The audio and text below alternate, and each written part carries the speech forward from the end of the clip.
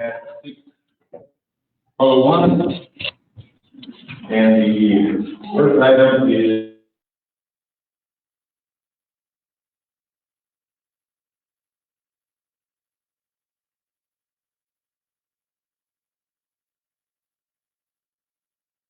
roll call. Mayor Pro Tem Salcedo, Councilmember Smith, Councilmember Devine, present. You have the floor. All right, that's, item 2, stand and do the pledge.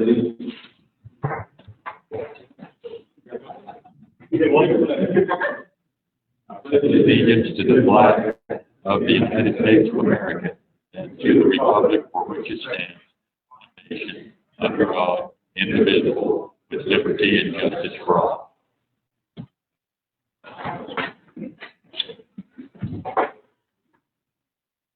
Okay, next on the agenda is announcements. And first of all, I'd like to thank, Connie and Jim Hill for allowing us to have a meeting here, kind of out through the fire building, private courthouse. The acoustics were just too bad there, too much echo, so.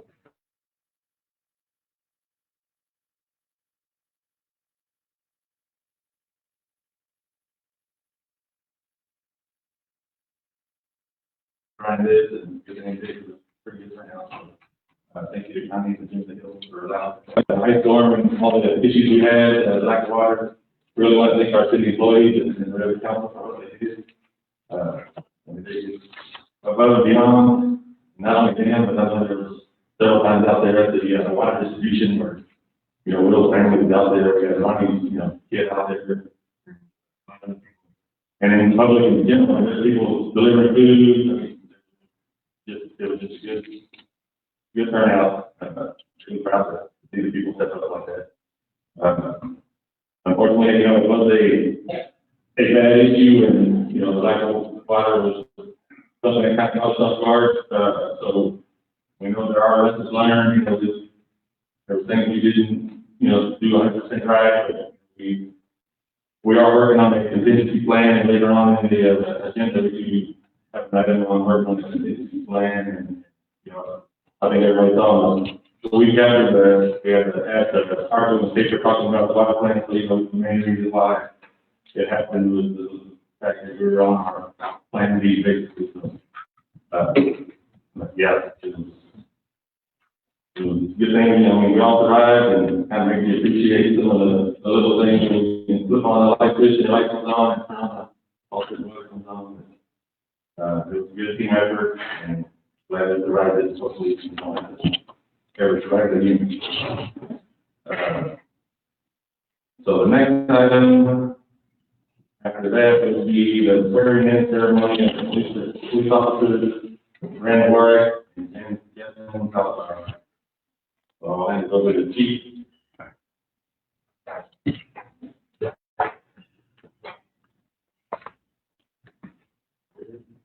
Yeah.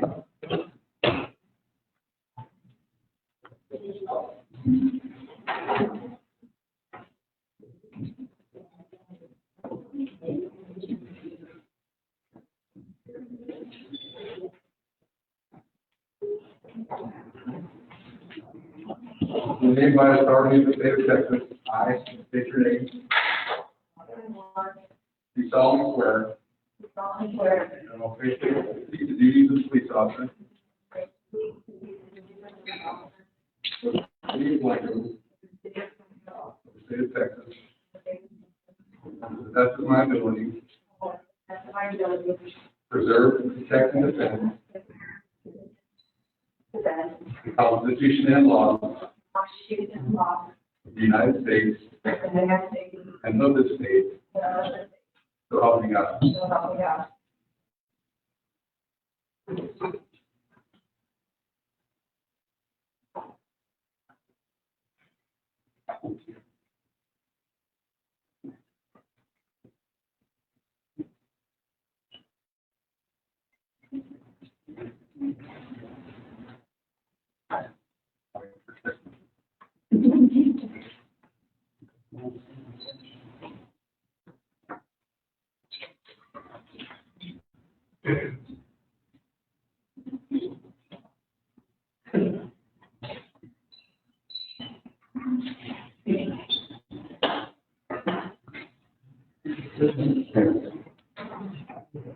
So,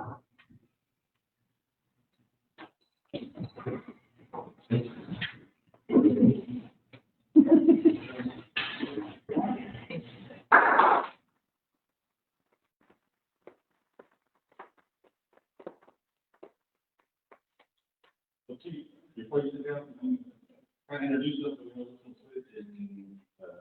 kind of a little bit of where they came from, or. You know, like. Yeah. Oh, okay. Both mics. Okay, so officers, Captain Salazar, recently joined us, graduated from Police Academy, we're happy to have her, and officers in New York, also just recently graduated from the academy, has, prior experience dispatching for.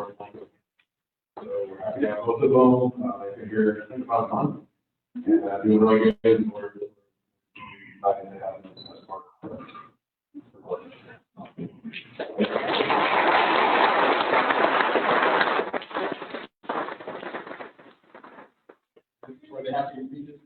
Yeah.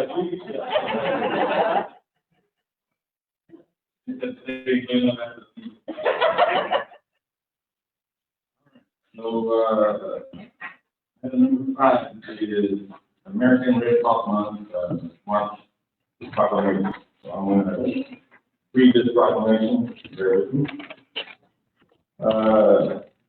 Proclamation. March is American Red Cross Month. A special time to recognize and thank volunteers, our everyday heroes, those who reach out to help their neighbors when they are in need. American Red Cross heroes are on the front lines every day, even during a pandemic or natural disaster. They volunteer their time, enhance skills, give blood, or provide financial donations to help those in need. Over this past year, Red Cross has adopted our service delivery to protect the health and safety of our clients and volunteers. Our disaster assistance volunteers have attended training to increase their technological skills to support this effort. The Hill Country chapter was started in 1917. We would like to remember our heroes here who give to help people in need. They work tirelessly to help in time of disasters when someone needs life-saving blood or the comfort of a helping hand. They install free smoke alarms. They provide round-the-clock support to members of the military, veterans, and their families, and teach life-saving classes in safety and first aid. Across the country and around the world, the American Red Cross responded to hurricanes, tornadoes, floods, wildfires, and home fires. When an injured service member ended up in a hospital far from home, the American Red Cross offered comfort. When a hospital patient needed blood, American Red Cross blood donors helped them. When a lifeguard jumped in to save a drowning child or someone stepped up to help a heart attack victim, the American Red Cross was there. We dedicate the month of March to all those who support the American Red Cross mission to prevent and alleviate human suffering in the face of emergencies. Our community depends on the American Red Cross, which relies on donations of time, money, and blood to fulfill its humanitarian mission. Now, therefore, I, Martin Salceda, Mayor Pro Tem of the City of Blanco, do hereby proclaim March 2021 as American Red Cross Month. I encourage all citizens to support this organization and its noble humanitarian mission. Signed this day, 9th day of March 2021. So, you give me one to sign? Okay. Yes. Oh, yeah, okay. So, we're going to move one of the items up real quick, under old business, which is the consideration and possible, item number 1, consideration and possible action on COVID-19 update and review city mask policy implemented July 14th, 2020. So we want to move that up and discuss that right now. So anybody want to open discussion or? I'll make a motion. Okay. Yeah. Mike, Yes, can you move your mic closer? yes, I can. Thank you. Okay. We were right up to your Mick Jagger. Yeah, well, no, you don't want that, I assure you. I would like to make a motion that we continue our mask policy through our next meeting. This will be compliant with our county guidelines at this point in time. They met today. They did not modify their mask policy at the commissioners meeting. And I make a motion that we extend our current policy. Okay, so we have a motion for Mr. Smith to extend. Do we have a second? Have a second for Ms. Devine. Is there any discussion? Anybody want to discuss? If not, all in favor? All opposed? All righty. So we'll still wear masks. Let's see. So item number 6, back to the regular meeting. We'll have public comments. So these are just public comments not associated with the public hearing on the comprehensive master plan, but if there's any other public comments, we have a list. So, okay.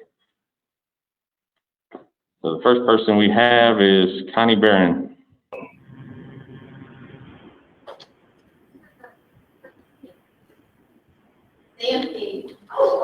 Oh, wait, no. No, not the You gave me the wrong list.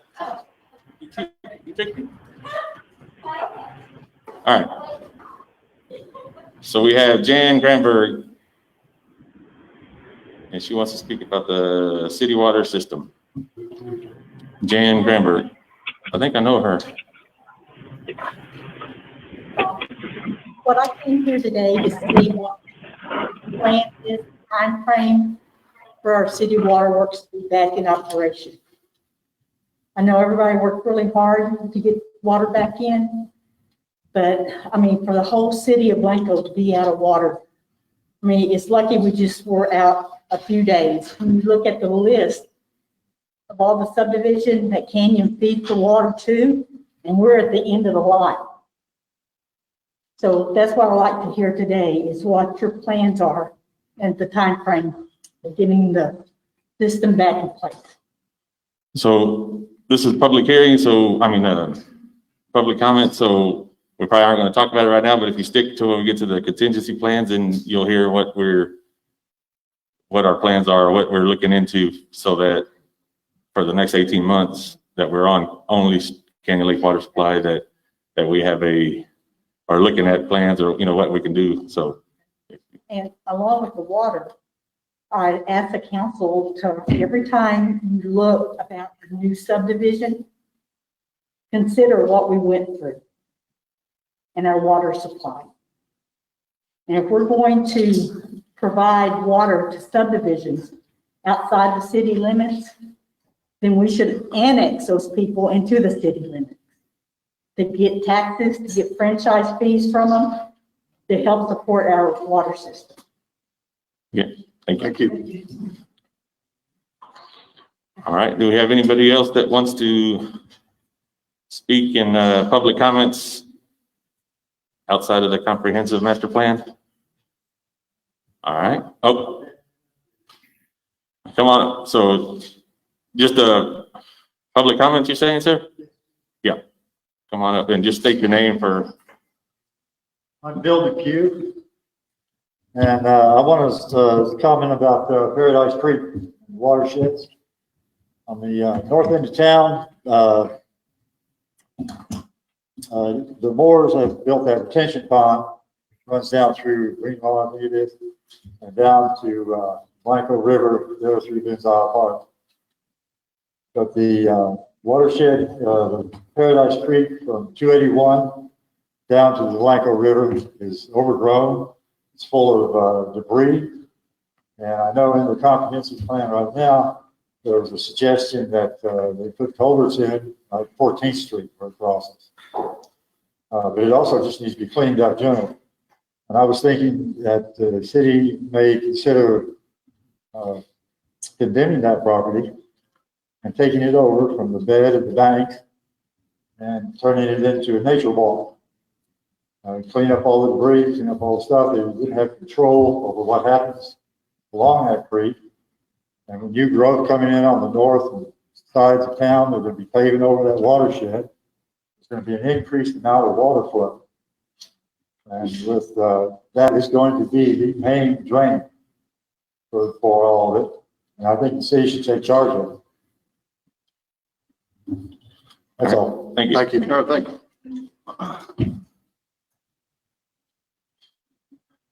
Okay, anybody else on public comments? All right, then with that being said, we will go into the public hearing. So at 6:17, we will open the public hearing to discuss the comprehensive master plan update. And so I can't remember, we were trying to figure out what year the comprehensive master plan was first created. Ms. Martin, do you remember?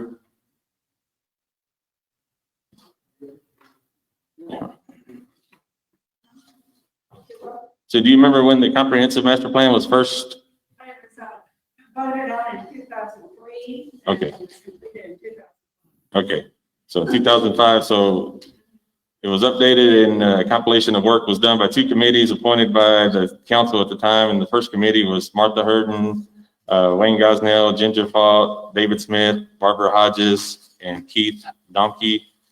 And they convened in 2006 and reviewed and assessed the 2005 comprehensive master plan.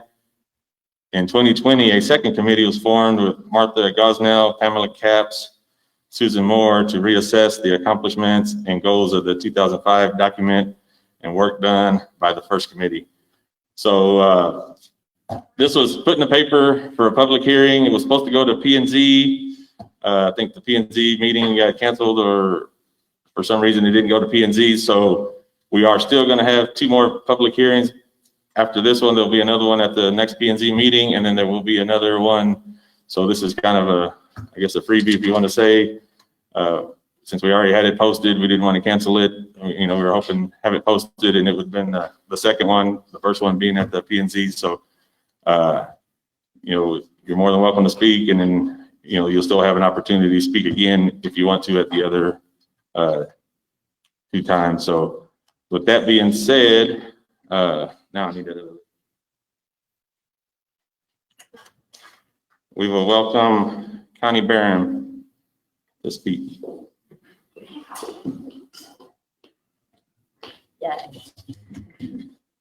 Thank you, I'm Connie Barron, and I'm just going to talk briefly about my overview of the comprehensive master plan. It was certainly a very thorough master plan. It's been evaluated a couple of times, and from what I've seen, there's been some progress. About 20 to 25% of the items there have been done, but about half of them haven't. And as I look at this, especially the implementation schedule, that I find interesting is that there's a lot of place here for citizen work groups, citizen input, the opportunity for the organization and for you as city council members or the mayor to appoint leaders to take bites of this and make it happen. It can't all fall on the city. You don't have the time, the resources, or the money to do it.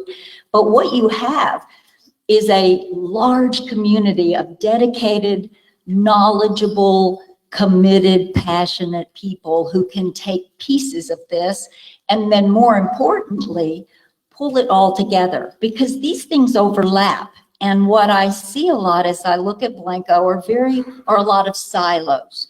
I see wonderful people working at Keep Blanco Beautiful, and they do a great job at the park, and they pick up trash, and they do those things. Now Wheels and Feet is getting activated again, and they're looking at sidewalks. And then there's the Historic Commission. I sat in on the Blanco Historical Commission meeting.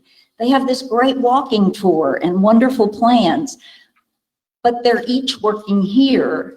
They're each pieces of this, but as they do their work, how does it come together to set priorities so that what makes sense that those efforts would accomplish one thing first and the resources would go there, and that would build on the next thing. So what I hope will come out of these hearings is that we use this plan for the ordinances that we're evaluating. Do they support what the citizens originally wanted? Are they still valid?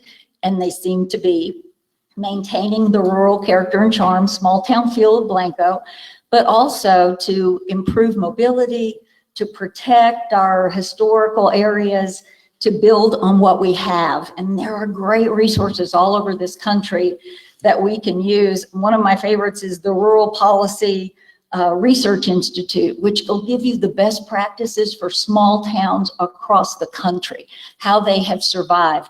And at the end of the day, we can talk about economic growth and all those things, but if we make our community the kind of community where people want to live like we all do, and we protect that, those businesses and those professional jobs will come to us. If COVID taught us one thing, and it taught a lot of employers, they no longer need bricks and mortar offices for their employees to work.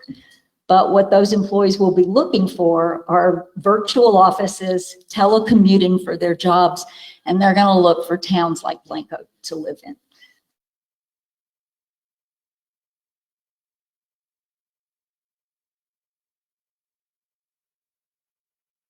So that's, I know I am ready to help, and I know lots of folks that are, so please call on us. Thank you. All right, next we have Jonelle Haas.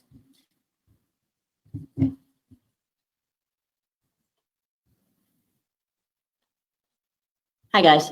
I just want to go over that. You know, my question, several questions. One is, back in 2020, the Historical Commission, when I was on it, we asked to be a part of that, the planning, to look into it, to see what we could do to help historically. Nobody came forward to get us involved with that.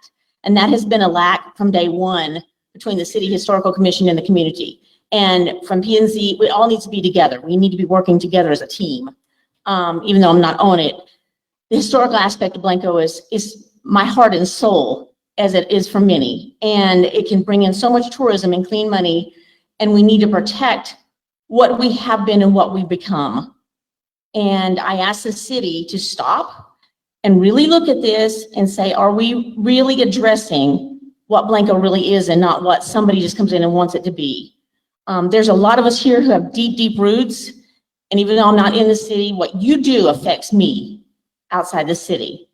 And so I really, really am encouraging the city to stop and say, what can we do to work with the Historical Commission? What can we do to promote the history of this small community and thrive on it, to bring in the tourism, clean tourism, to make things happen for this community? There are so many, like Connie said, there are so many people here ready to step in and help. And we can all work together and still doing our own little things, and it'd be a whole lot easier on everybody.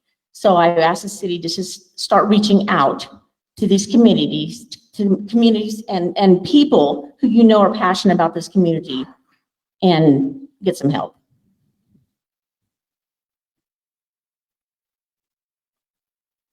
All right. Those are the only two I had signed up, but I think, yeah, is there other people? So Mr. Gosnell?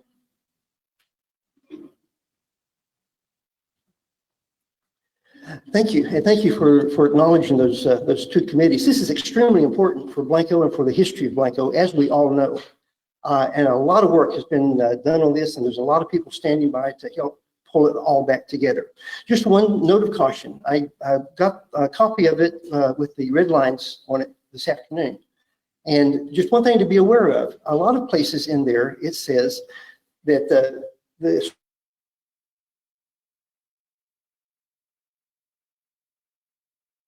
according to the survey, such and such, is important, or this isn't important. Just be aware that the latest committee did the best they could to get citizen input. They asked people all over to give them to respond to that survey. They didn't do it. They only had 100 responses. And be aware that 50 of those were from high school seniors that was doing this as a required class project. So when you see something in here that says only 50% of the respondents thought that historic preservation was important, understand who that 50% might be. We don't know. In addition, there was no one that responded to the survey that was older than 64 years. Well, I would submit that this survey is not representative of the demographics of Blanco. So just take it with a grain of salt. Thank you. Yes, ma'am. Come on up, Ms. Martin. I'll come up and speak too, because when we voted on this in 2003, Jim Roderick was our mayor, and a lot of people were asking for it, and so we decided to investigate and see if it was going to be a big thing to do. And LCRA came in and did our comprehensive master plan and did a great job. And so today, Laurie sent me the amended part or what y'all are working on.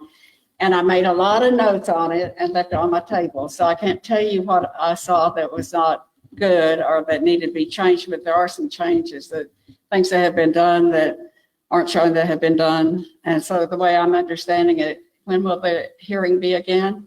At the P and Z, and what date's the P and Z? March 15th. But what Connie is saying is true.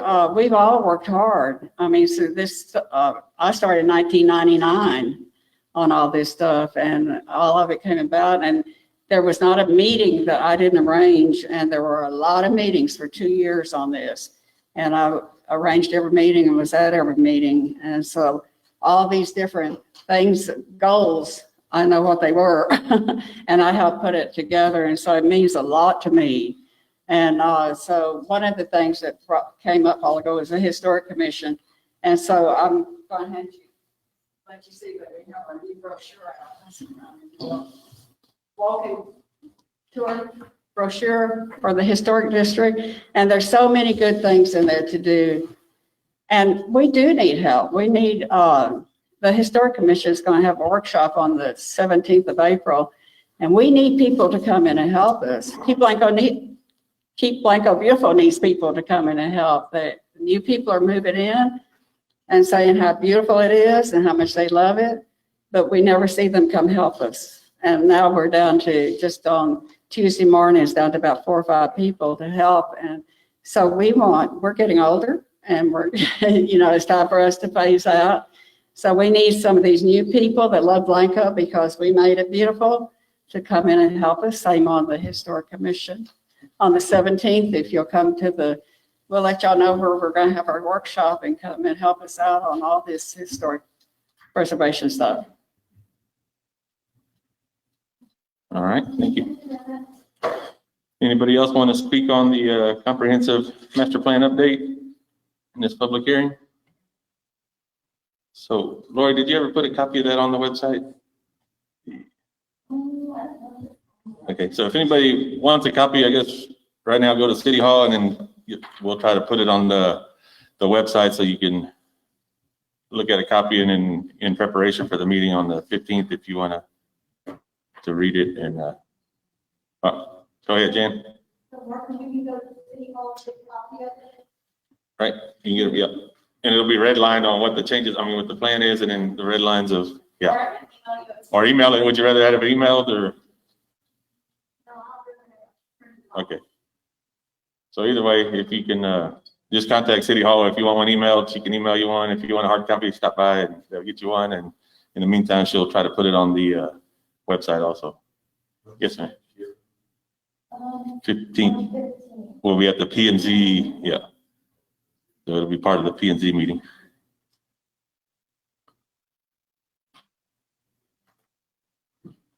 I'm never gonna get used to this mess. Get it on, I can't get it on. Uh-oh. I just want to comment on the survey, which we had a comment on a few minutes ago. There were 100 responses, and like he said, 50%, meaning 50 people, were high school seniors. But the previous one only had 80 people that responded to that. So I think that when you look at this percentage, you have to remember that not all these people answered all the questions. So it is really a guide for you to go by. I don't think that you can look at that statistical survey results and say this many people wanted to do these things, because that's not what you're looking at. You're looking at a response that you're going to get from as many people as we could get. And I know that you know that in the city, you handed those out when they got their utility bills. They were on the counter. Martha tried to send them out. We all tried to pass them out. So I just want you to understand that it wasn't because we didn't try, and it's not because the citizens don't want to. We just need to attempt more dedicated to try to get our citizens involved. They don't know what we're asking. They don't know what we're doing. It's kind of like the news. They're not in this 7 days a week. They have a job. So we have to be more proactive and try to find new ways to get our citizens involved, because that's why we're here. But I just wanted to comment on this. Please don't take the survey as what everybody wants. It's just, it has to be looked at knowing that we don't have a majority of the citizens responding to this, nor even know how to fill it out. And as far as wanting people in, we don't want to not include anyone. Our meetings are open. I have not got anything on an email that anybody wanted to participate. I'm certainly open. If somebody were to email me, I would do everything I could as far as the P&Z or updating this to try to allow for and make time to have that person there. So I just want everybody to know that we're not trying to shut anyone out. We want more involvement. And I thank you. Thank you. All right, anybody else? Ms. Gopsnell? Okay, I just want to make it clear to everybody that the red lining part on that, nothing was changed from the original comprehensive master plan. All the red lining is new statistics, new population figures, new, that sort of thing. And what the committees, the first committee after the original one and the second committee determined had been completed. So, for instance, this brochure, beautiful. Well, when we turned this into the city, this had not come out yet. So this would be added in a red line that the updated historical walking tour brochure is complete, wonderful, ready to go. But there have been no changes to the comprehensive master plan made, just updating the information. Thank you for the clarification. So anybody else want to speak in the public hearing for the comprehensive master plan? If not, then at 6:34, we will close the public hearing and go back to the regular meeting. And we will start with staff presentations, starting with Police Department, Chief Rubin.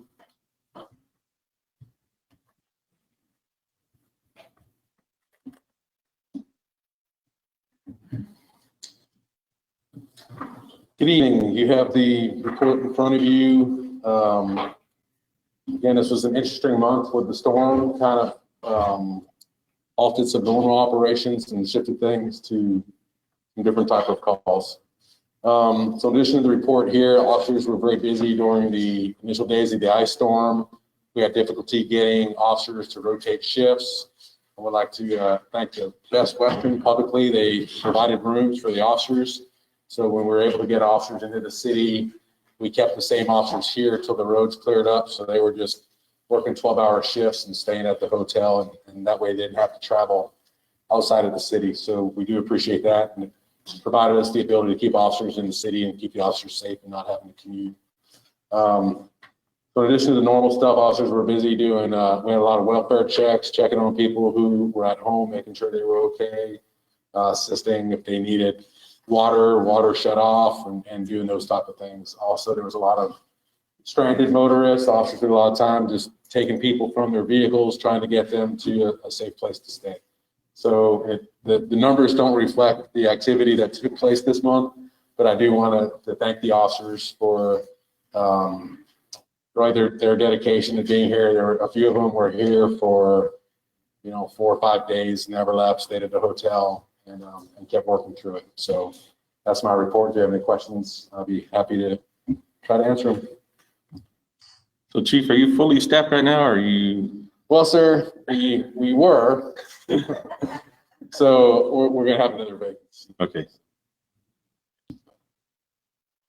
All right. Right now, today we are. Today we are, but Monday we won't be. I got you. All right, anybody else have any questions for Chief No, I or the report? wanted to say thank you, Chief, for all your efforts during the storm. I know you're out there and your men and women were working really hard for us, so thank you for all your efforts. It wasn't me, it was the officers and publicly, I mean, Public Works, Will, I mean, most of y'all I saw out, so just, I know y'all gonna talk about that, but it was truly a team effort. Everybody was in it. So we appreciate that from the PD side. Thank you. All right. Thank you, Chief. All right, next we'll have Public Works with Ronnie Rodriguez. Oh. Oh, okay. I have to say, a lot of what he has to say will. So y'all kind of do it in tandem. Yeah, save the best for last. This actually, good evening, Council. This will actually be quite long. A lot of things to update on, starting with the preliminary after action summary. Will not be final until actually we have an emergency management meeting, which we'll try to get in next week. Everybody's still trying to recover and get a grasp of things they let go for 2 weeks prior to. So for the public, and we can answer more questions later when we get into the part on the agenda, but for the public, on January the 4th, we began demolition of the water treatment plant.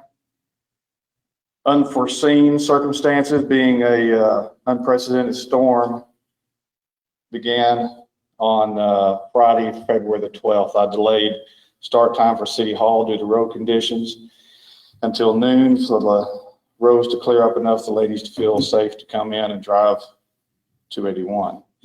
February 13th, some of the Canyon Lake wells customers, some of the Canyon Lake customers that are on Canyon Lake wells began to lose water.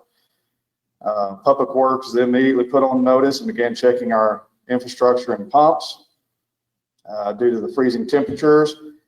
Sunday, February the 14th, our pumps at the reserve storage froze. We began the process of thawing due to the ice. Our remote communication systems began to fail with the other tanks. This means we got to go manually check tanks. That has to do with coming from Canyon Lake all the way into our tanks. This was complicated by the loss of mobile services, internet, and so on, and power that began going out the following days. We attempted to contact Canyon Lake Water Services many times, but we were unable to initially receive a response from them. Monday, February the 15th, we continued to work on thawing our pumps as well as many other emergency action items. At one point, Ronnie was finally able to speak to one of the Canyon Lake operators who informed Ronnie that the pumps were down and the pressure had been lost. This was due to the power outages, freezing temperatures, and line breaks. The first notices were sent out immediately on Monday about boil water notices, conserve water. We did not receive notice from Canyon Lake, nor did most of the Canyon Lake customers. In fact, for many customers, they had not received communication from Canyon Lake for 5 days. Tuesday, February the 16th, we began working with Blanco County Emergency Management to coordinate shelters, potable and non-potable water. The county provided what water they had, but received additional supplies from the state. That actually began communication on Monday. We did not start receiving water from the emergency management system until Tuesday. Wednesday, February the 17th, we are still not receiving communication from Canyon Lake, but we were able to thaw our pumps late that evening at the reserve storage and release the water into the city infrastructure. Unfortunately, this was only approximately 16 hours of water. We began to access non-potable water for the community and distribute. As you look at the 16 hours of water, we'd already lost some water in the infrastructure. So when you drop 250 to even 500,000 gallons of water, I'm hearing something. It takes a little bit to fill up the infrastructure and then move up into the elevated tanks. Thursday, February the 18th, Canyon Lake, we were informed that Canyon Lake began pumping water again. This was from an operator. This required them to completely fill their very large infrastructure before pressure could be built up to get to us. The Canyon Lake water infrastructure suffered extensive damage. Therefore, the leaks were plentiful and it took time to get water to us. This also was the day that our second round of snow came in, complicated driving, delivery of water. The county began delivering cases of water to the city as soon as it became available in the late afternoon after the roads cleared a little bit. This was also a day that DPS was asking to restrict travel as much as possible, stay off the roads because we were having a lot of accidents at the time. Thursday, February 18th, approximately 9 p.m., we were able to reestablish communication with Canyon Lake. Saturday, February the 20th, we received our first tanker truck of potable water to be distributed at 503 Pecan along with the non-potable water. At approximately 9 p.m. on Saturday, February the 20th, we received notice from the state water that the state water trucks would begin bringing water to fill our reserve storage beginning at 11 p.m. The trucks continued to deliver through the end of the day on Wednesday, February the 24th. We did not have complete round the clock, but we had pretty close to round the clock deliveries for several days. The trucks delivered approximately 220,000 gallons of water at 6,500 gallons at a time. It takes a little bit for that to get initiated from the state because those trucks have to be approved by TCEQ and then, of course, FEMA as well. And you got to get a distribution point to be able to fill the tankers. It was not too far away from us to be able to ship it in here. Sunday, February the 21st, the 1 million gallon tank began to slowly fill again from Canyon Lake Water Service. February the 22nd, we were contacted by the National Guard for water delivery. We had mobilized very quickly to secure equipment to offload and haul the water. Tuesday, February the 23rd at 9 a.m., we began to release water into city infrastructure. This was a slow process to fill the 250,000 gallons of water that's just into the infrastructure, not including the homes, the storage tanks, and what was being used immediately as soon as it came in. By the end of the day, though, we were at full pressure, began working on leaks throughout the city. Friday, February the 19th to Friday, February the 26th, non-potable and potable water was distributed at 503 Pecan Street. This was managed by both employees and volunteers. And on the 26th of February, Friday, the boil notice was lifted and we were essentially back to normal to an extent, whatever normal is now. Throughout all of this, all departments worked together seamlessly. The PD, Public Works, council members, volunteers. I never once witnessed anyone complaining, just offering help in whatever capacity they could. I'd be remiss if I did not acknowledge the county's assistance in getting the FEMA assistance and the state assistance in cases of water and MREs, non-potable water delivered from Johnson City, along with approximately 58 tankers of trucks of potable water that was delivered to refill the ground storage reserve. Those truck drivers were from all over the country, Georgia to Texas, some of the nicest people you'll meet. And it was honestly a blessing to meet each and every one of them. They were there to help and they were really sincere in everything that they did. I want to sincerely thank all the volunteers that came around to help around town. Residents and associations, stocking shelves at the grocery stores, handing out water and delivering water. Many of these families were of our own wives and kids who showed up to help. We could not be more appreciative of the donations of food from our residents, associations, and businesses to be handed out to those in need or simply to feed the staff and volunteers. We had so many volunteers that delivered food and water. It was such a blessing to see this and know how wonderful it is to belong to Blanket. While we did act in the best way that we could considering the circumstances, we know there's always room for improvement. The emergency management team will be meeting to recap and add action steps to better prepare for the future. That will involve myself, Ronnie, Chief, and the county representatives as well. Prior to the freeze, we had already ordered phones for PD and Public Works that allowed emergency communications and to prioritize our services. They were possibly should have delivered on Friday the 12th. Obviously, they didn't come in until afterwards. That would have helped our communication a great deal.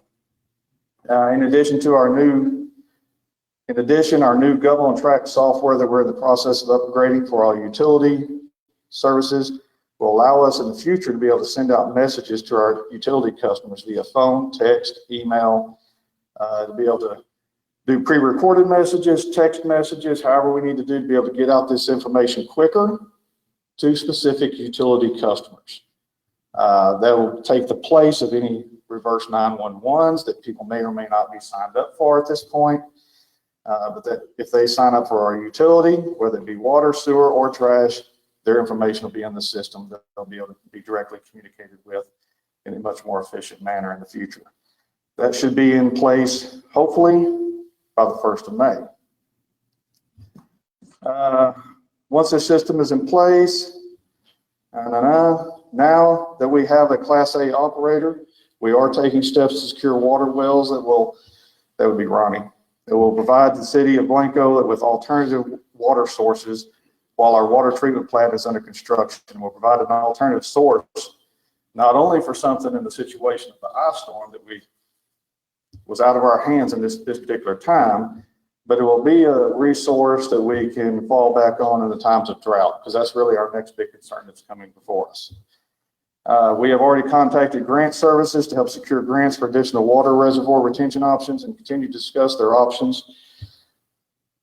And honestly, some of these steps should have been taken years ago. Councilman Lewis Devine sat on the conference with Representative Weiner, and we are already compiling a list of emergency items we'll need in the future for better preparations. There's another conference coming up. I'm not sure if you're aware of it, on Thursday. I'll pass that along to y'all.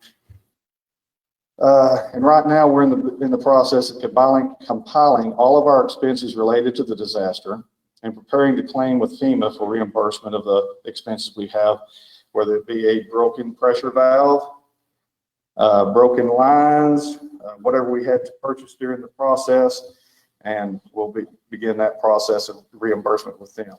This disaster began, and we're still in the process of it.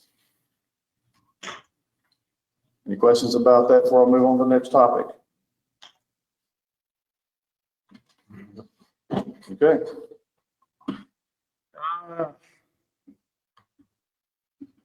I do not have a profit and loss statement as of yet, due to the fact that we delayed our closing out our utilities till yesterday, because we had to get all our meeting readings. So the books will close in retro once we get it done. I'll be happy to send that out individually to y'all as soon as we get a final statement. It basically shows no income in February. So we'll get the updated statement to come along. Special use permit expiration. We have a special use permit that's still in place from previous for Majestic Hills that expires on April the 30th. They have already contacted me that they'll begin the tear down process on Friday, March the 12th, and the moving company will be there to move the mobile home out on March the 23rd. So they're a little bit ahead of schedule as to what they have to be. So that'll be out here soon. A update on the mud that was asked for, and I did get a small update. So at this time, they've initiated the land planner to revise the concept plan for the property to replace the previous concept plan that was prepared by M&S Engineering many years ago as out of date. That's what I was told. They have initiated the civil engineer on the master water and water plan options to give them several revised concept options that'll be tied to the revised concept plan.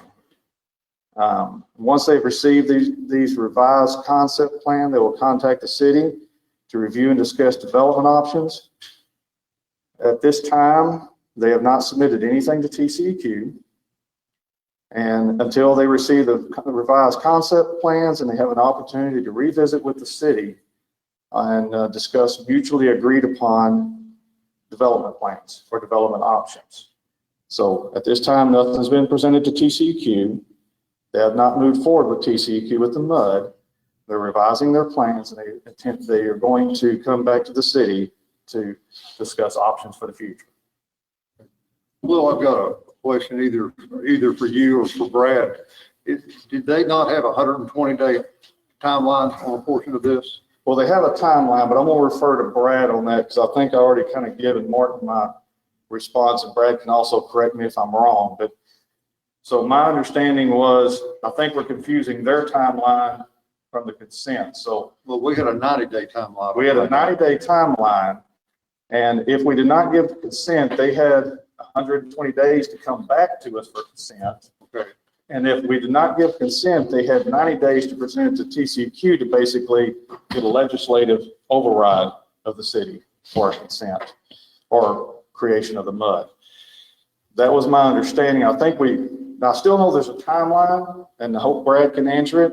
I don't want to put him on the spot. I probably should have talked to him about it before. You're welcome, Brad.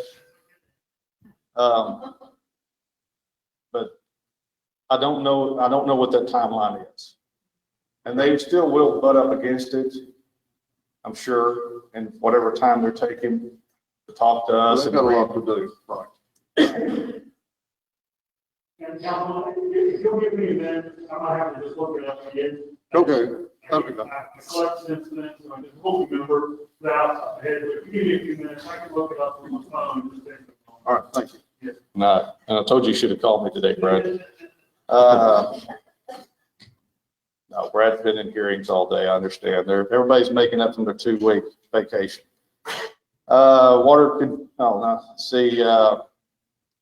Nothing to update on the speed limit signs or the four-way stop at this time. I know they have it scheduled.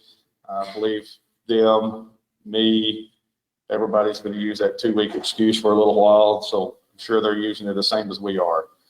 On the finance director, I think we all know I've always discussed the COVID and now snowed roadblocks. The issue with most people being retired, not wanting to come in the office, they want to do it remote. We cannot do it remote. Just not possible. We're not set up that way yet. But we did have time to visit. I think Mr. Smith visited with the auditors, Tracy and Keith. And maybe learned a little bit about what we're looking for and what we're needing. I did receive some boilerplate SOP from the auditor for what we should be setting as our SOP. It's quite expensive. We have to do some compiling, and I'll work with Tracy to get it what's specified to Blanco to get it cleaned up and get it done right for us. But at the end of the day, it's a financial management policy and procedure. Once Tracy and I get it finalized, I'd like to submit it to council and have y'all review and understand where we're at with that before we actually implement it. With that said, we did go ahead and put together a finance job description that we would like to have council's input on. You can get that with me this week. The number one issue, number one question is going to be, besides making sure we got the right criteria established, it's going to be the back page with salary. And what we can get for that money. So I know you have opinions and thoughts. Well, yeah, I do. I can't keep doing that. And you can share them now or later. Well, I'm glad we've made progress on trying to work on this, and I will review this, and I'll have some comments, and I'll Sure. come back with you on it. All those suggestions are welcome because this is the best we could come up with right now without knowing you know, I guess, well, I would like to see us, you know, once we have a definitive, in this, we'll have to look at the salary as well, because I think. Salary's gonna be the big concern. As we look through TML, there's not anything posted in our salary range. Right, not for that position. Right. Okay. So that's where, if we're gonna make that decision, it's gonna have to be a council decision anyway for the salary. Right, and then we already have budget issues, so that just complicates that as well. Well, But I would like to really try to expedite this and get this out and start looking. I understand you want to have the SOP, you know, operating procedure set up. well, we're gonna design this around the SOP. So as we're writing the SOP, we have these parts and pieces in place. Okay, so you have no intent of interviewing or considering Oh, hiring? no, that's not what I'm saying. I'm saying this design is already written around the foundation of the SOP. And I'd like to identify proposed softwares in this, but I'll get that back to you. All right, that's fine. And then, but as soon as council gives me feedback on it and gives what the suggestions that we have, it'll be posted on TML. Okay. And well, I know you're trying to give your reports up. This isn't a point for debate about this, but I have some differing opinion on the way we should move forward with this as well. So, and you and I have discussed that. So I think at some point we need to have a discussion on what is the exact best way forward, and is just filling that position again the best course of action. So I think we should go ahead with your. That's fine. We can, I'm open to suggestions of when and how to discuss. Part of this, as you mentioned, the new software, we are working on the implementation of the new software with the AdComp kiosk. We have another meeting Thursday at 2 o'clock. Another conference with them. Should be one of our last conferences before we actually start putting things in. They're suggesting 3 to 4 weeks out, we can start having the software begin to be implemented and installed. I still have a target from May 1st, so if they hit 3 to 4 weeks, that's fine. We're probably going to take 2 months to learn how to use it, or me anyway. And I'll update more of that at the next meeting if they actually meet that. But May 1st was my target date. P&Z, I guess, is continued to work on. I want to make sure we already mentioned it, but I want to make sure we mentioned at the March meeting, it will be the 15th due to Snowvid. That's my official label for the disaster. And re-mention the public hearing on the comprehensive master plan as well. There are a few other items, but I don't want to put those out there until I know we have all the parts and pieces of those items to be reviewed. And naturally, I continue getting daily calls for different developments around town, some of the same ones over and over from different prospective buyers or different realtors. It's fine. It's just, it's interesting to know, and I feel the need to pass it on to council to know there's different things that are constantly being called upon within the city. Small properties of land, larger properties of land. Most of them deal with housing needs. Some are apartments, some are duplexes, some are multiple rentals on one place. It's a constant discussion from not necessarily people within Blanco. Some are, some are not, and it's just we're still getting a lot of attention in that aspect. So nothing to really come out and say, hey, this person wants to do this. I've had 5 concepts come to me on one piece of property. Nothing's pulled the trigger on it yet. So until they come up with an idea that they feel like putting on print, we won't go through P&Z and won't come to y'all, but it's just need to pass on the different developments continue to call us. There are actually some that do call us as well from outside the city limits. So I can't help those. They're not within our ETJ, but they do contact us as well, thinking that they do need to work with us. And while they don't have an obligation to, I do try to establish some sort of rapport so that in case they do move forward with something, we have an established relationship, even though we can't force them to do anything. They are not asking for any of our services, though. Blanco Task Force, latest meeting discussed acquiring an engineer. I think they've selected an engineer. I honestly didn't read the last email that came through, so Matt or Dita, if you want to comment on what's going on with currently. I know they selected the engineer. I can't remember their name. That's right. Source, Yeah, that's right. And I guess we'll get more into the targeted items of their objectives here in the next coming meetings now that they have an engineer. We still have weekly construction meetings with ACP and Freeland Turk. Nothing new to update from the other meeting, other than I think there's an item on here to discuss tonight, and I don't want to get in the middle of that just yet. I think that's all I have. Any questions? No, you're pretty thorough. Brad, did you have time to look up anything, or do you have an answer yet?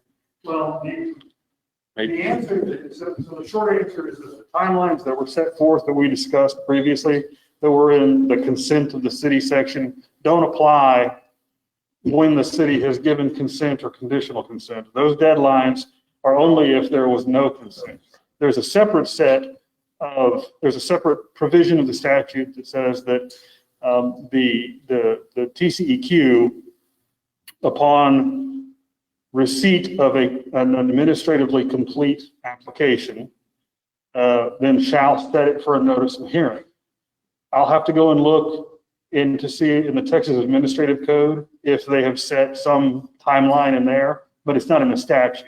So, but they're going to be given some lengthy period of time from the filing of a petition to get an administratively complete application. And once that occurs, then there will be an issuance of a notice of hearing for the creation of the MUD, where public will be notified and so forth.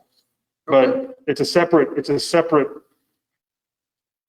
process than the one that we've talked about before. So I'll continue looking, but that's what I've got so far. It's not the deadlines we had talked about before. I have another question for you. Yes. You know, we had discussed, and Ms. Devine had really had a strong interest in developing a MUD policy.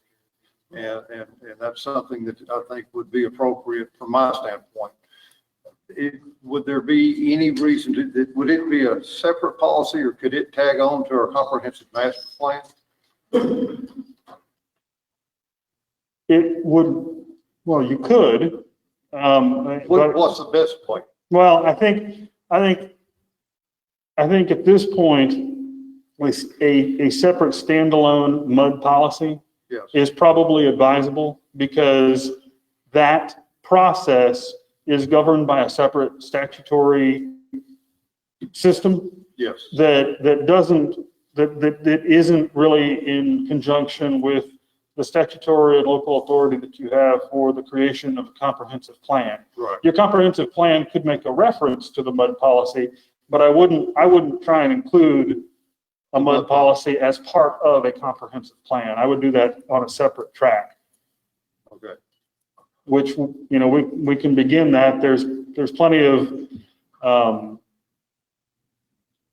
other versions that exist that you can use as a template, as a starting place. And I think Ms. Devine has talked about those, and you know some of those. And so, I mean, those things are out there, but I wouldn't try and tack it onto the comprehensive plan. All right, like we need a MUD policy like yesterday, so. There is going to be a presentation by the Hill Country Alliance. Like, Connie, do you know dates or anything yet?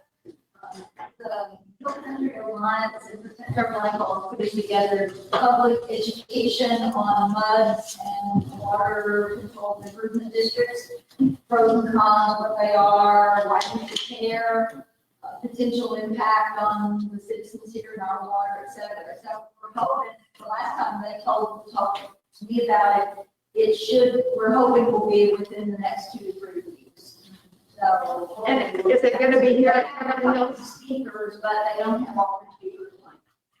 Right. So for anybody who didn't hear that at home, there will be a public hearing about MUDs to educate the public. Yeah. about, the pros and cons of the mud, what it means for us as citizens, what our legal rights are in relation to that mud. It's not an action. And that is probably going to be taking place in the next couple of weeks. We don't have a firm date yet, but it will be held here at Jim Hills. I don't know. We don't know that yet either. Okay.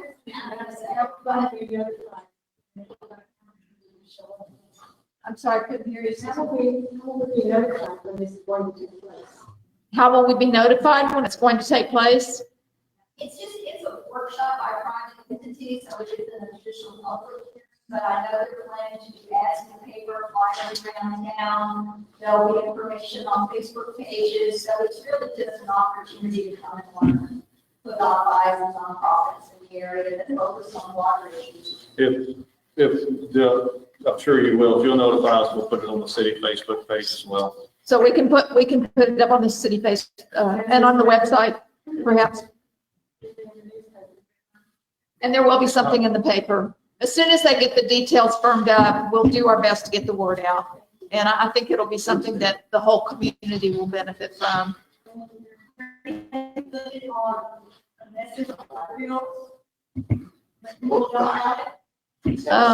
it's not really a city sponsored or a city Yeah, it's event. not sponsored by the city, but it definitely affects the city. And, you know, we'll do everything we can to get the word out so that people can come and participate and get educated about what it means for the city. Good? Excellent. I think this really is a crucial thing. I think there's a lot of misunderstanding, misinformation out there about what the mud is, how the city relates to it. That we're giving away city resources for the development of these things. I think this is critical that we do get information out there about what a mud is, how the city relates to it, if at all. Agreed. All right, so Ronnie, does that leave you anything? You have anything left? Do you have anything left? We'll cover it all. That's a loaded question. Yeah. No, just a few things. Of course, as Will did cover most. I'll be, of course, always open up for questions and such from there.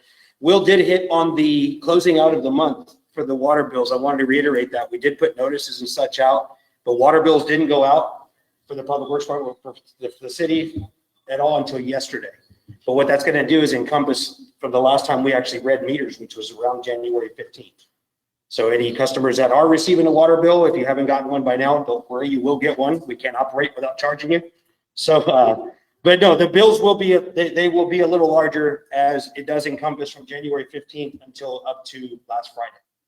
So it's going to be a longer span of time solely based off water usage and such from there. So I know notices did go out. I just don't want to reiterate on that. That's kind of the basis of us closing out the month as of yesterday. And can I ask you a question? Sure. about that? Was there any compensation credited for the time that people did not have water? That's a Will question. Yes, we did prorate the meter fees. Are you on the mic? No, well, the meter fees were prorated for the time frame that we were out of water from there. Okay. Just so that was- people know. Sure. And of course, I mean, you didn't use water when we didn't have any, so of course can't charge for nothing there. The meters don't move anything. But there was a reimbursement issue on, and you'll see it's not as big as I wish it could be, but it is a reimbursement back on a meter, or the meter service fee, while we did not have water services. Okay. So, and I believe it was a period of 7 days. Correct? Yes, sir. Prorated 7 days. Prorated 7 days on the meter fee. Okay. Thanks. So we did give that, yes. Right. No, we did, and on the water side, we just completed March 1st, we submitted our water use survey that we have to do yearly to the Texas Water Development Board. And just a number to have out there, just to throw it out. It's the water use survey is something that we conduct every year that we have to do for the development board and such. And what it does, it breaks down how much water we sold and used throughout the city. So for the year 2020, the city of Blanco consumed 132.651 million gallons of water. Just wanted to throw that out there as far as, these are things that, of course, like I've said in the past, I can put these in a report for you if you would ever like a copy, but of course you can always, I can shoot you an email or something from there. It's always public record. You can get it from there. The water plant demolition is still currently under construction, of course, and still moving and going. I'm wanting to bring this up as much as I would encourage anybody to go by and drive for yourself and look at the progress that they're making over there. It's astonishing how fast they're actually demoing that whole project and getting things moving. As much as I want everybody to drive by and take a look at it, it's such a small workspace. You know, this is what I want to bring this up. There's going to be in the near future, and I'd say within the next 2 weeks or so before our next council meeting, we will be looking at road closures on that little portion of the road. Being that we do have insertion valves coming in and everything else, and the equipment that they're utilizing at this site is bigger than even they anticipated. So as they get more stuff cleared out, more stuff filled in, it'll kind of open up the job site. But as of right now, I want to just put it out there to the public and say it is a very, very tight spot. Your workers are having to park on the side of the roads, and then of course we've always got deliveries coming in and out and such from there. There will be road closures. That will be added to our city Facebook page. And if there is enough notice where we do know that the road will be closed at that time, we'll try to put it in the paper. But as it's coming in, it's from one day to the next that a delivery might be coming in or such, in which case it just, at this point, just try to stay away from the area. It's going to be a little tight over there. Now, and as well as there too, the water and sewer department, we still are currently 2 personnel short. We did hire 1 personnel. We have 2 positions open, but we are only bringing 1 in. And this is actively to what TCEQ is not doing.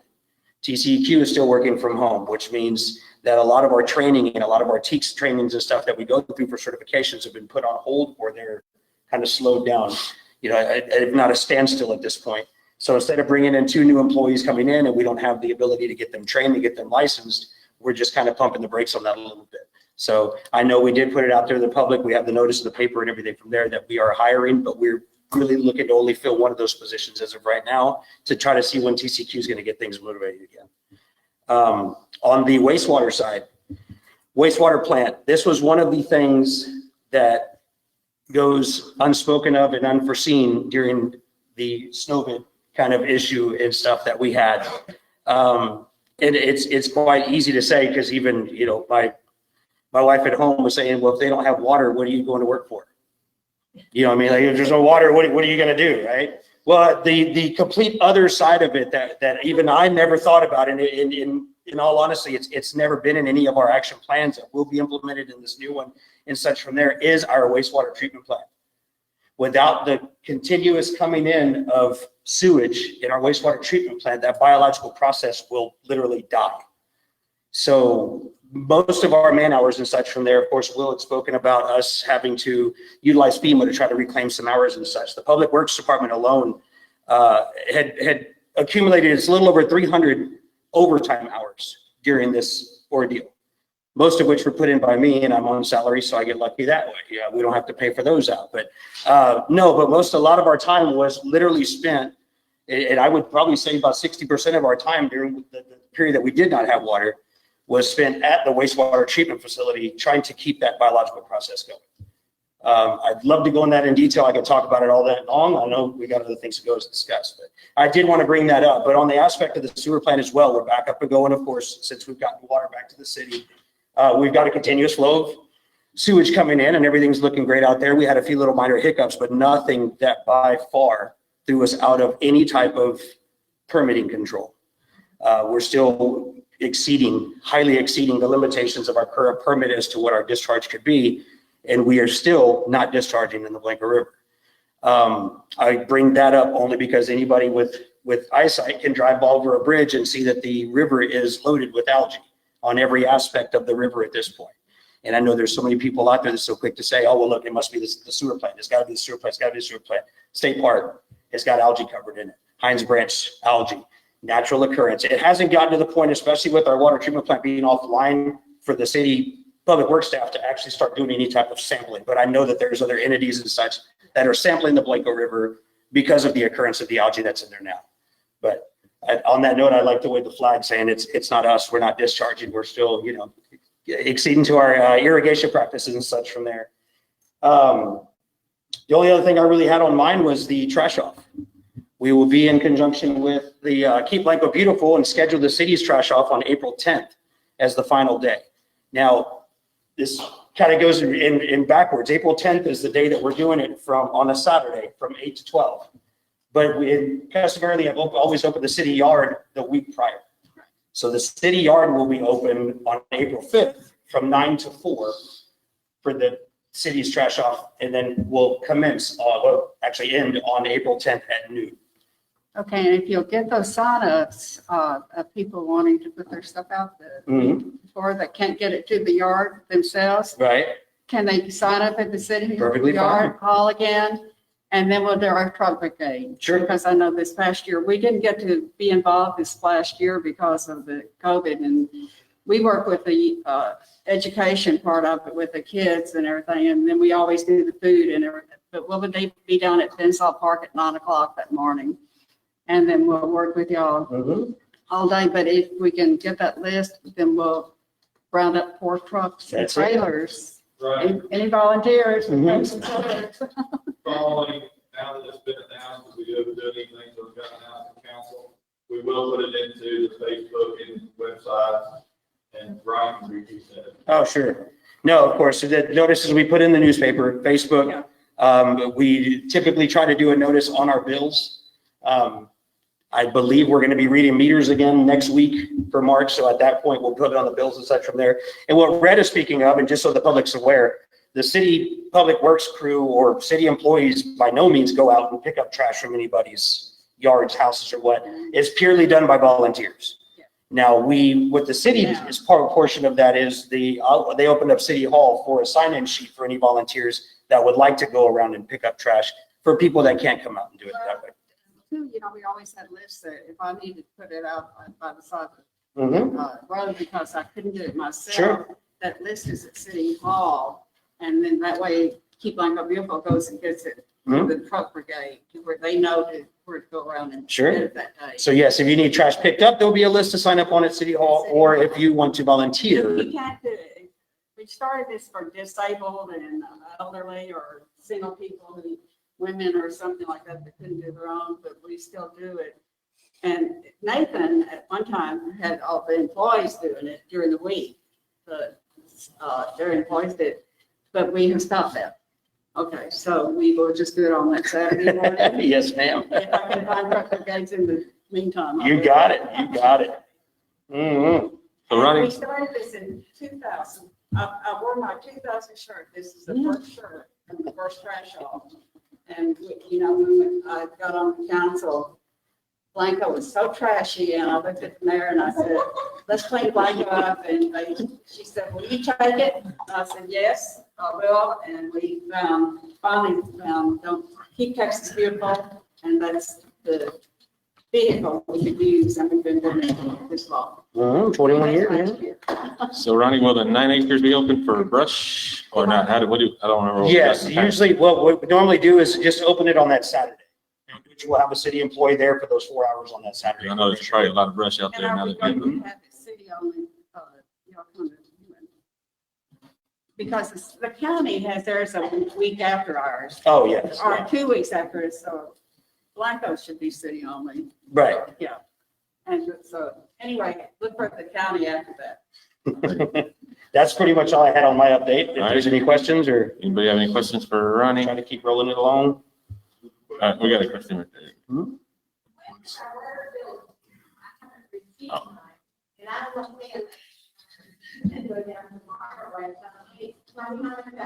Right. You know what? I didn't even, yeah, I was like, There will be no late fees this month. I know that, like I said, they just went out yesterday.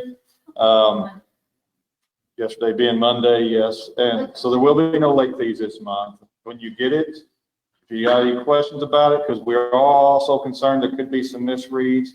We're open to help, however, call City Hall. If you call City Hall or you come by City Hall, Ms. Olga can give you the amount on your bill. It shows on your account. She can print that off anytime. She didn't have it until yesterday. So now that we've got it all closed out, good news, you said the bill may be a little bit larger because we're going a little bit longer in a period of time, but in March it'll be a little bit smaller. So, best we can. You said that the city of Bristol used 135 million gallons of water. Yes, sir. Plus, is that typical or is that higher? No, it's slightly increases every year with our water use. The slight increase does go to population connections and such from there, so it just shows that we're slowly on the rise. Is there a limit to what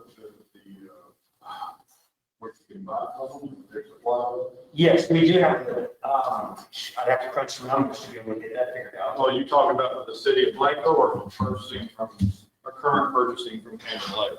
Right, yes, I do. Canyon Lake. I mean, What's that mean? Water is every connection within the city of London.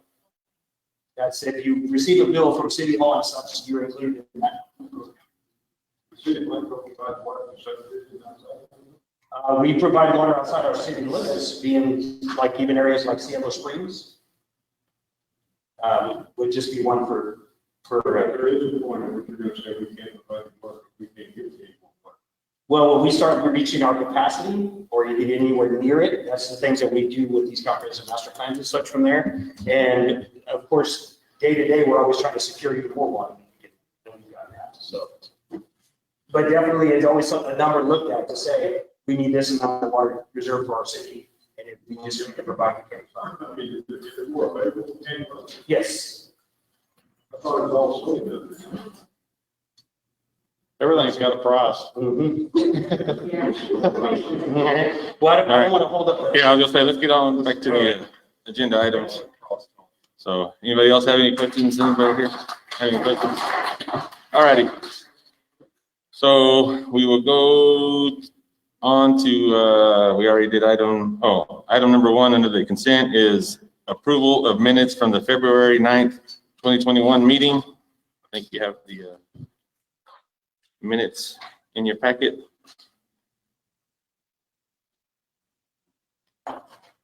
Mayor, I'll make a motion that we approve the minutes as submitted. We have a motion from Mr. Smith to approve the minutes. Do we have a second? We have a second from Mr. McClellan. Any discussion? If not, all in favor? All right, all opposed, okay. So minutes have been approved. So in old business, we already went over item number 1, so we will do item number 2, which is consideration and possible action on abandoning 15th Street property easement, the state-built access, McClellan, Howerton. So I know we had several discussions at the last meeting and several little breakout sessions, but let's see, Brad disappeared when I needed him. Where'd he go? Oh, he's smart. He got out of here. So, yeah. So I guess, well, you can start it and kind of. I really don't. It was asked to be put back on and I really don't have a comment on it other than unless we've got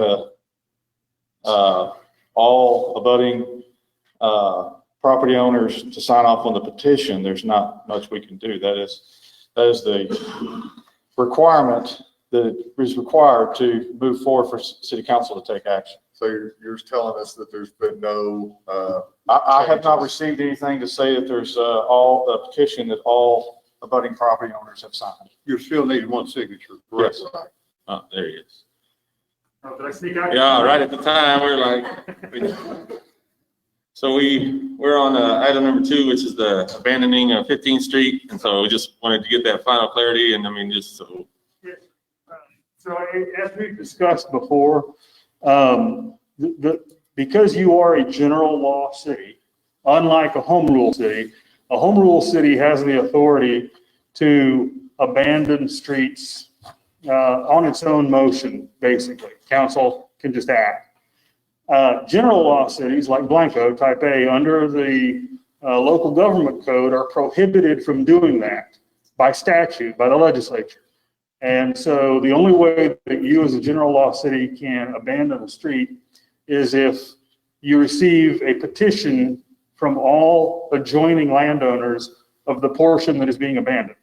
So you can't leave out a corner, you can't leave out one side. It has to be complete. It has to start at one point and go all the way around and come back to that start point. And so anybody who owns property along that area, they have to be part of that petition. Otherwise, you as the city have no authority under state law to abandon the street. I think there's some question as to whether that street was ever really a street. I've seen maps of the city where there's a dotted line, and it looks like, well, maybe there's a plan for a street to be there. But it's got a strange history to it, of being purchased and not purchased, and water tower in the middle of it. I'm not sure it was ever really a designated street. Well, just to be, I'm not sure how to research the history of it. well, to be, just so, I can't tell you specifically with regard to this particular area. What I can tell you though is that generally speaking, under the law, whether or not a particular portion is actually opened and improved does not have any bearing on whether or not something is a street. Under the law, an easement becomes a public easement or a street when it is dedicated by the property owner, whoever owns it at the time. It is dedicated by the then property owner as a street or public easement for public use, and it is accepted by the city. And upon that acceptance, that becomes a lawful street. In municipal law, we call them, if they've never been improved, we call them paper streets. And that's what city attorneys call them, because they exist all over the place in all cities. Every city's got paper streets that have been dedicated and accepted, but never opened and never actually used, although the public could theoretically use them. They just have never been improved. So just so everyone is clear, just because something is not improved or maintained, that's not the critical question. Now, whether or not this particular area, I don't off the top of my head know the history of it. I understood based on my recollection of material that I had seen previously when I looked at it, and I haven't looked at it for tonight's meeting, but my recollection and understanding was that there was some indication that this particular area had been dedicated, and we believed that it had been accepted. Now, obviously, that's subject to, I guess, if there's an indication or evidence that it was never dedicated and never accepted, then that would be that could change it, because then it was never a street in the first place. But my understanding was that it had been dedicated and accepted. So if we have more information, that may require, in order to get clarity on that, then the thing that the city may need to do, if your desire is to have a title search on it, similar to, get a title survey and figure out the history of it, if that's what you wanted to do, to clarify that one way or another. Or you can send me down to the courthouse and I can start digging through records. But that's what it would take, is to dig through those records and either have a title survey done, or, an opinion by someone else. We don't have that money. Yeah, I'm not offering, I'm just, but that's really the only way you can get clarity. Mr. McClellan, I'm not going to argue on the fact of that, because you're right. There's a lot of confusion, so I would invite you to help me argue all the other ones that I'm dealing with in this city, even the one at City Hall. But no, you're exactly right. There could be some question. I don't know. I don't have, from what I have, the information that I have, going back to the county maps that were conveyed to the city, it shows as a city street. And how it got to that point, I haven't dug that far back, but it is registered with the county back in. I can go back and pull that up to find that out, but a long time. I have a question on, we approved a development there. We turned down the stadium one, but we did approve another development. And there are streets that are shown going through that block. Okay, that was those streets have to be abandoned too. So that was 14th Street that went through that. And I look back at that, and council relinquished 14th Street to that property owner, because the one property owner was on all four sides. So council, they did not tie it to the requirement of a development within a period of time or anything like that. They simply relinquished that. It actually didn't go all the way through. It actually was supposed to be a dead end, I think. It went to Green Line anyway, but it ended at Green Line. So the portion between Green Line and Mesquite, they relinquished to the property owner. And as a practical matter, from under the law, if the portion that is being requested to be abandoned is encompassed within a single property, then that's a pretty easy petition, right? It's that one property owner, because it's bounded entirely by a single property. It becomes more complex when you have something that is bounded by multiple property owners. And when it is bounded by multiple property owners, under state law, you must have the consent of every single one of those properties, or you cannot, as a general law city, you cannot abandon. And so, you know, the danger is to the city to abandon it, to take an action that it can't take, and then to then have that challenge. And any citizen can challenge that. So that's the issue. Anybody have any other comments or questions, or? No, this is strictly for council. It's not an open. It's not a, yeah. Yes.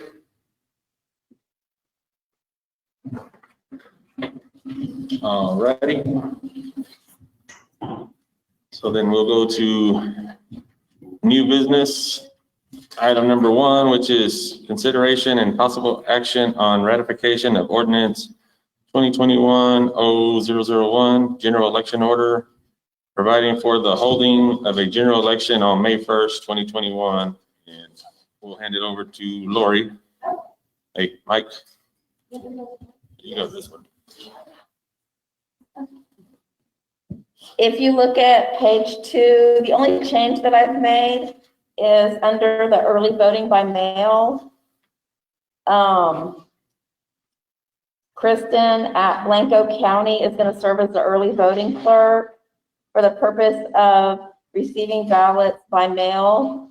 And the early voting clerk address has been changed from the city of Blanco to Blanco County. So it's P.O. Box 13, Johnson City, Texas, 78636. So that's the only change that's been made. Just to make it easier for all the residents and voters, because there's multiple elections in May. So that's just for ballot by mail. And that's the only change that's been made. But we just need to so I just amended it for that. So we'll ratify the other one and this one will take its place. Everything else is the same. Any questions? Any questions? Any motion?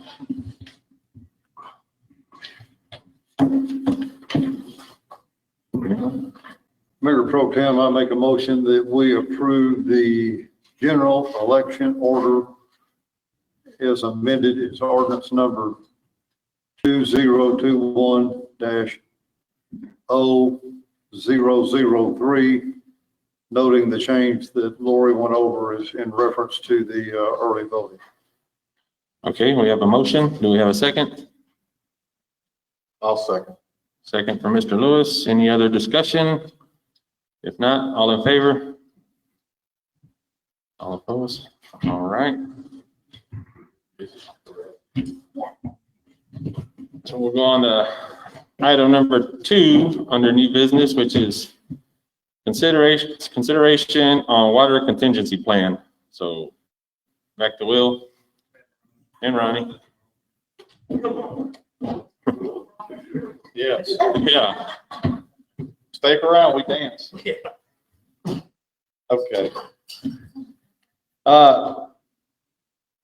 Councilman Smith, I honestly have not dug into the email that you sent on the mobile water treatment plant. We have briefly looked into it, but to update our steps so far, Ronnie and I have already met with the county, with the groundwater district, and began the process of establishing a point for our well. I think we have some possible funding for something like that.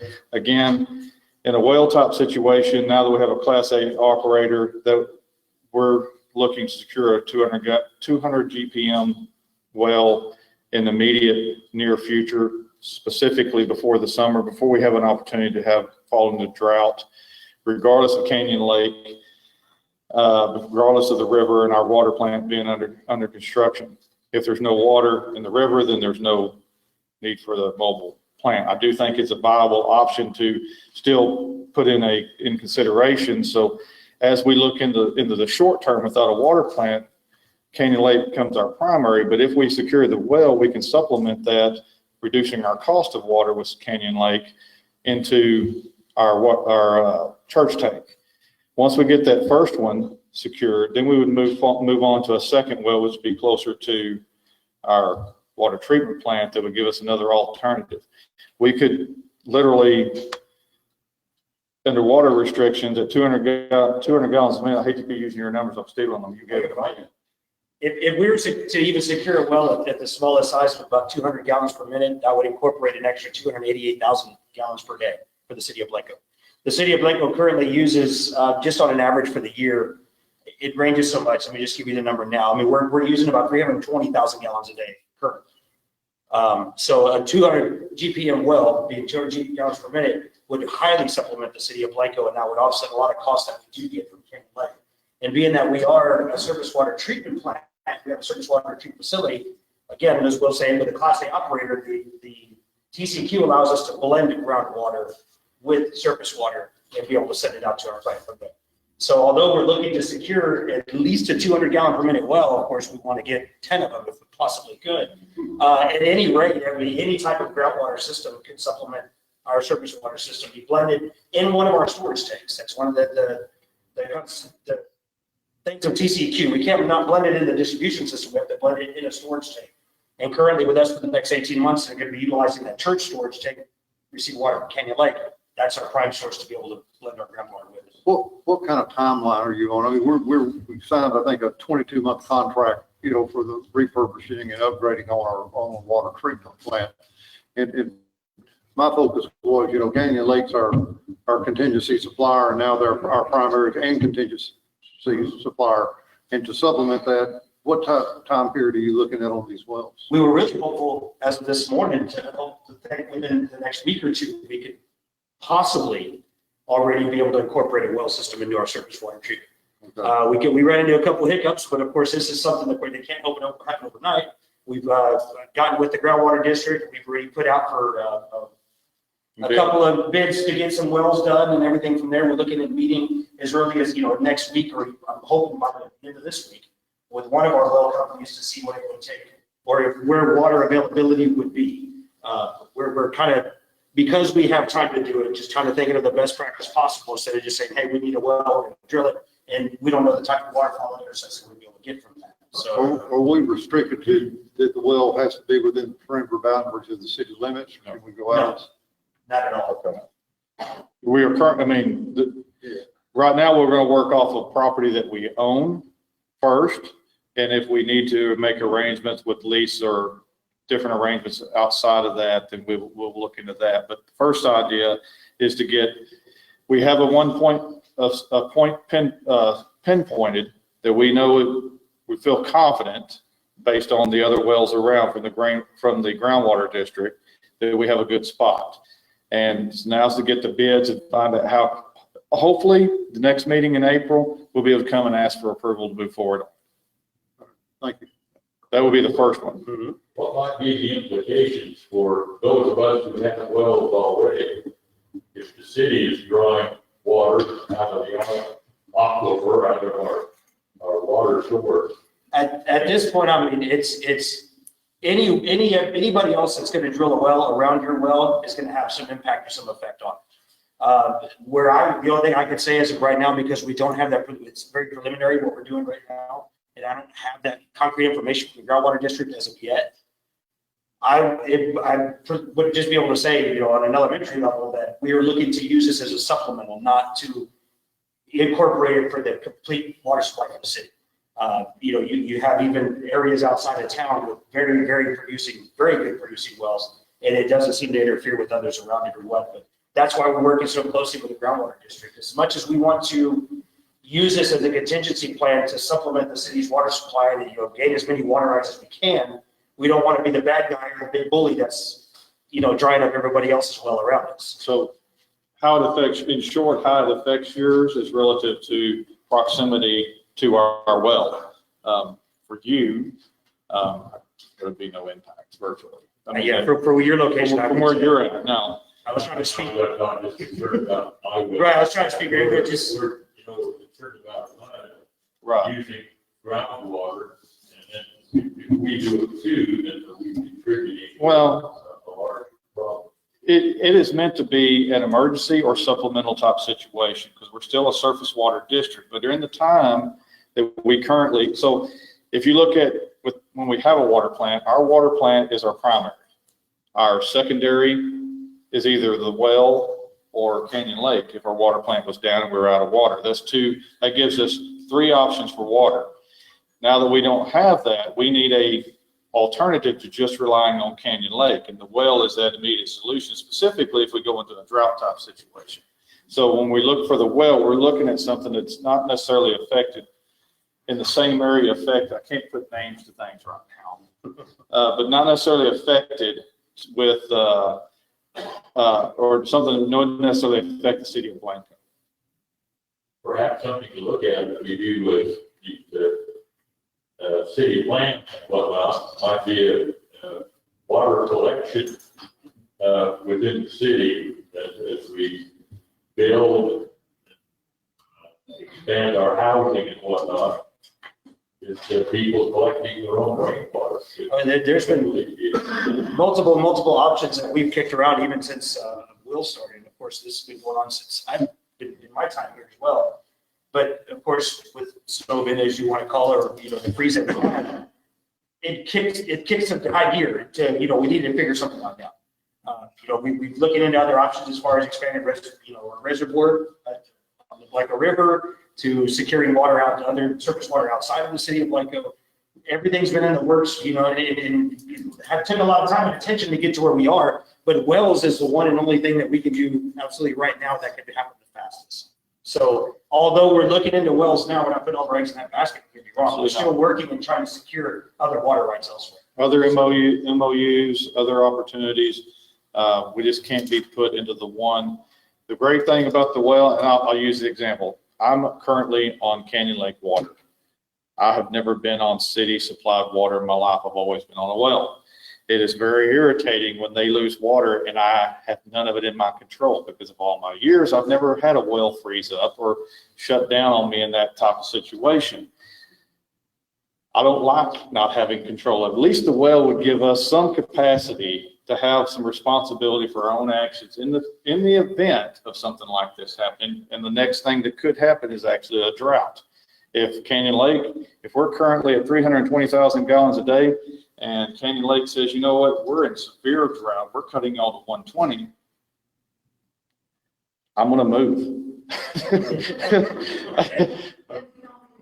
We all definitely do. And we have those, Ronnie's already got all the restriction levels in place and who needs to be restricted and what levels for drought conditions, depending on what grade of drought we're in.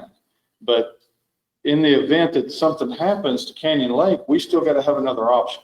And if that option is a 200 GPM well that will get us by, even if we don't provide 288 gallons a day, 1,000 gallons a day that we could possibly, if we're just providing to the city 200 or 180, whatever it takes to get by for that particular restriction. And not. Talking about the wells, can you elaborate on the wells that the city had drilled? I'll let you. Are we using them?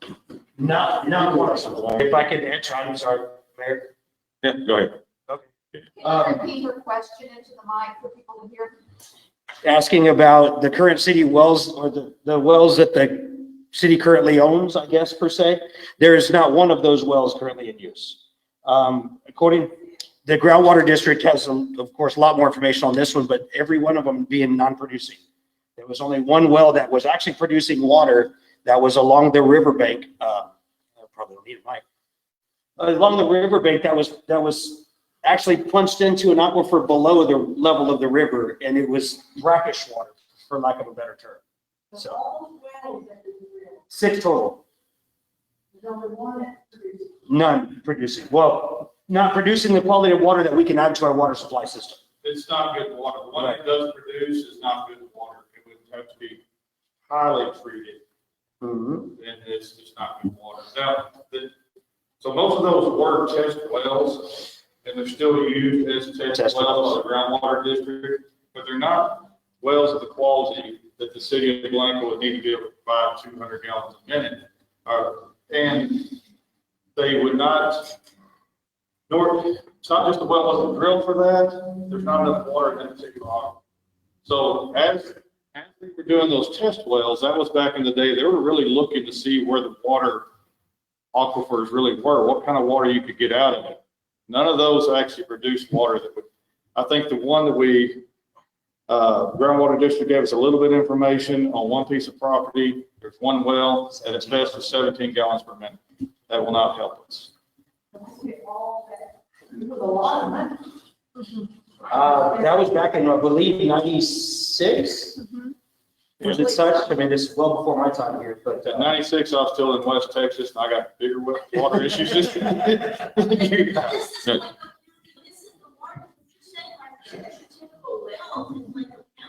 Well, right. So, in that particular, so Will and Ronnie, let's get back to the agenda items, but, sorry. So, Mr. Smith, you also had you were looking into a contingency plan, or did you want I to sent elaborate a little bit on some- that? I sent some information out. This would use the river for a source of water, and there are available some reverse osmosis systems that can do the 200,000 gallons each per day. And it would be used as a contingency possibly while, if we did have a drought or we did have a failure to Canyon Lake, you can reserve the equipment at the rental companies and they'll deliver. And that's what I had sent out. And I think I may have forwarded it to Tom as well, or if I can. But just looking at different options. Sure. You know, I mean, it's not a long-term solution, but if we'd had that 800, if we could have called out, you know, yeah, but maybe it would have helped us a little bit if we were set up and already had the connections for that. And we were able to implement that, and then 2 days later, we could have a unit delivered and online. No, of course, that's insurance, and that's the only other thing too. If it's feasible for the city. I don't know. Not saying that it's not. I'm just throwing it out there. I don't know if it is or not. I'm just. Right. Well, see, that was when by looking into it and such, and of course, I didn't give it the time that I need to. You were a little busy. Crazy. But that's my biggest question is, okay, the operations cost of and everything from there, is it even, I mean, I guess if we have no water, anything's better than nothing, whatever it costs, but at that point. But we could look at it as an option. Sure. I'm not saying it is a solution, but it's a possible solution. And at the end of the day, we definitely will, because right now we have one supplier, which is Canyon Lake. Once we get a well, we'll have a second tier option. Once we get a water plant, then we'll have 3 tiers of options. And then hopefully, once we get to that point, we can look at that for a 4th tier of options. Well, I'm not opposed to having A, B, C, and D. I can tell you right now. I understand that, but I'm looking for this in the interim during this 22-month period. So, and I agree. So right now, if we focus on our first tier being the water well, because the bigger concern, if we're in a drought, there's no water in the river, that unit's not going to help us as much as we really want it to. But we'll first get the water well, next start talking about securing that, getting that the actual cost of what it was going to be for us to have it on standby. And then we can, that'll be our first and second tier of emergency water. If possible, and we have the staff and the time to do it, I'd like to be researching both of them. Option B being the well, and option C being an alternate filter system for the river.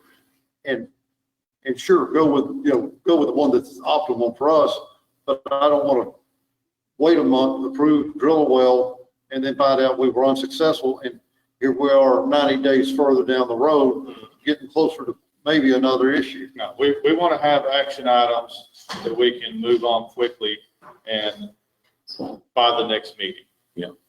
And I know you've said it twice, the 22 months, but we're looking for substantial completion to be done at the water treatment plant in March of 2022. So we're 12 months away from that now.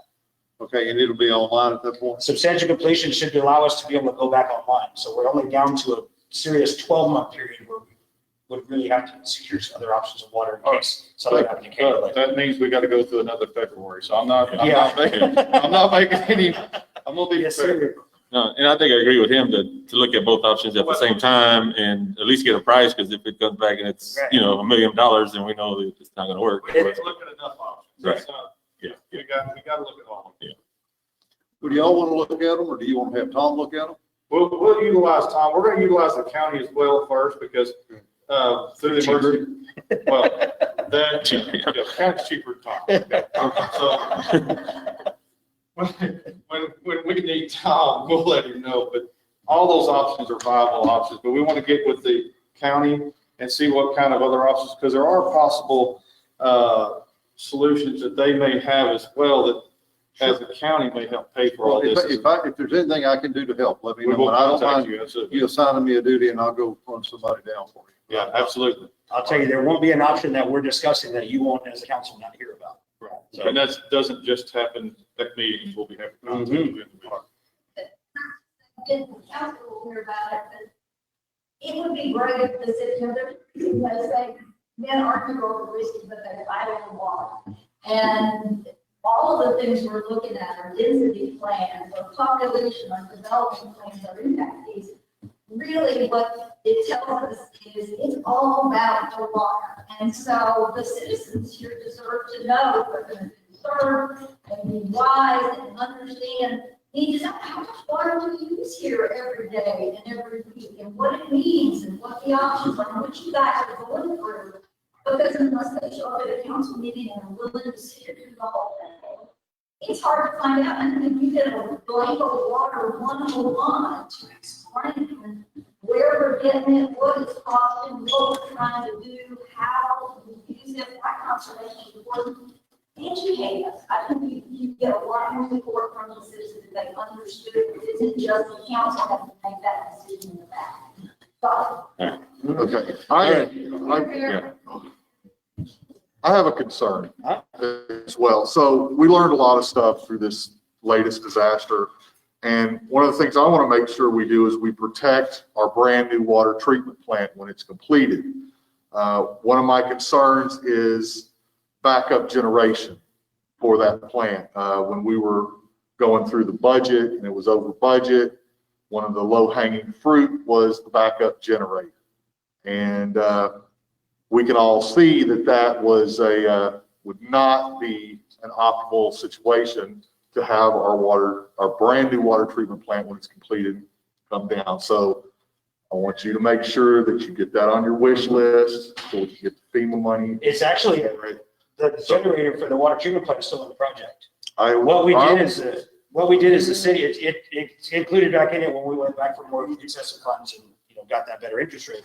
So the generator itself is still in the project. What we did is we changed it to from a standalone to a trailer model where it's mobile.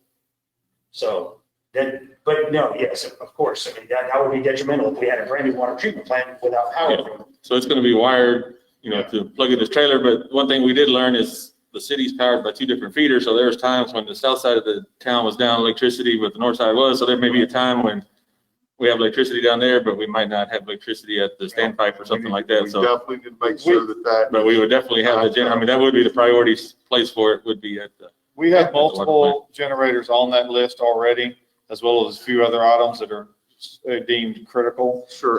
But primarily, we just know we can't trust. And I don't know that I'm so down with the portable generator either, because, things can happen, the generator could get moved, whatever. I almost think the standalone is a better option. I really want to protect that asset. So here was the other aspect of the standalone. The wastewater treatment plant is a standalone. When it runs out of diesel, can you get a diesel truck to it to refill it? That's one of the big concerns. Whereas we could get a tractor if it was on a tractor could get down any icy road, whether it be backhoe, dozer, whatever, and take that tank out or take fuel to it in a different way, but the fuel truck couldn't get to it. that's one of the problems. So that's the reason we wanted to have the more mobile on a trailer, so we could keep it out of the weather, put it in covered storage, be able to move it to fuel if necessary, because we have fuel tanks at the city yard. Now, Even that to utilize it at other locations if we had an issue going on where the water treatment plant is actually offline. So, I get the justification why you're justifying it, but, you know, this is, we don't anticipate getting our whole wish list, so we're gonna try to make plans just in case. We'll get most of it. no, I do. But you're exactly right. Yeah, exactly right. So do we have any other questions or comments on item number 2? Well, I just would like to, I'd like to say that I just want to, what Keith brought up, rainwater systems for people. And I think just looking at the larger issue that several citizens brought up is that, you know, when we're talking about digging wells and the city has been unsuccessful in the past with wells, it's telling us information about the aquifer that we live on, that many people know. We don't have a lot of water. And I think it's important to keep that in mind as we look forward in the development that's coming. The water is a real issue, and the solution isn't necessarily to just find another place to pipe it from, so that we can have type of development that people really don't want here. Right. well, But right, I think bringing in other options in developments, in the plans like rainwater collection and amending the ordinances in the city that prevent people from hooking their rainwater collection systems up to their home. I think those are all options that we need to put back on the table. Well, I mean, we currently have ordinances in place now that if you're a city water customer, you cannot utilize your rainwater collection system for your house use and such from there. But That's what I'm saying. I mean, yes. exactly, that's the problem. You know, just, what, 12 years ago, a good friend of mine, Tara O'Neill, put in, you know, a state-of-the-art rainwater collection system right here in Blanco, and was not able to utilize it because the excuse at the time was, well, we don't know how much to charge them for sewer. And, you know, that's ridiculous. So we do need to go back and address that, because that is going to be the sustainable future, and people should be able to have rainwater collection and run it through their homes. Yeah, I wasn't here, but I can tell you, I can come up with the process. That was easy. I got that covered. Yeah, I mean, you can do a little bit of math here and come up with a number. It's not- Exactly. Right. I see what you're getting at though, as far as updating ordinances where something like that would be allowed, Yeah. and such from there, yes, definitely. Absolutely. I mean, I think we need to really start looking at the solutions that need to be in place for a community that doesn't have a lot of water. That's the way we need to look at it. We're a community that doesn't have a lot of water. How do we best utilize it for it's sustainable? So, my opinion. Yep. All right. All righty. Nothing else on item 2? All righty. We will move on to item number 3, which is consideration on comprehensive master plan update. I think we've kind of talked about this one enough. Does anybody have any other comments or conversation on that? If not, it's not really open, so no. Well, just go ahead and make a quick statement since you're on P&Z. What do you want to say? You should probably explain that public comment is that understanding? When we're talking about the comprehensive master plan, I just wanted to say about these reports, I'm not going to make anything about what's on here. I just want you folks to understand it, everyone to understand, this is a starting point. This was not a one-all, end-all. Yes. Without these reports, you can't have a public hearing. So these were updated, and I was on the committee, but me and Pamela did about 20% of the work.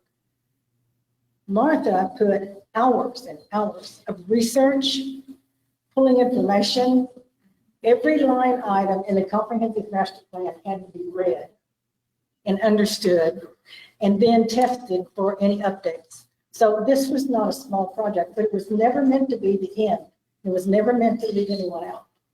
The 3 public hearings, you take this and develop them to what they really should be. I just want to make everyone understand that this was not any small thing. I bet Martha spent a month, at least 3 weeks, of work to get this drawn up and put into place the comment that you have. Just so you know, this is a starting point, not an end. Thank you. All right, so no action on the comprehensive master plan. So we will go on to item number 4, which is consideration and possible action on approval of a resolution designating authorized signatures for contractual and grant fund documents pertaining to the TC-CDBG contract number 7220040. So once again, Lori, this is your baby.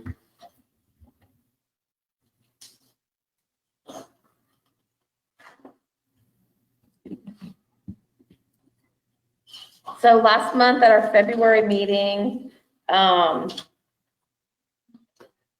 council voted to approve Langford Community Management as our grant writer. We do this process every 2 years. And with that being said, these civil rights resolutions are part of,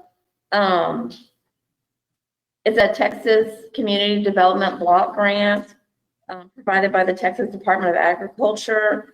And it requires that these forms be updated or reaffirmed every 2 years.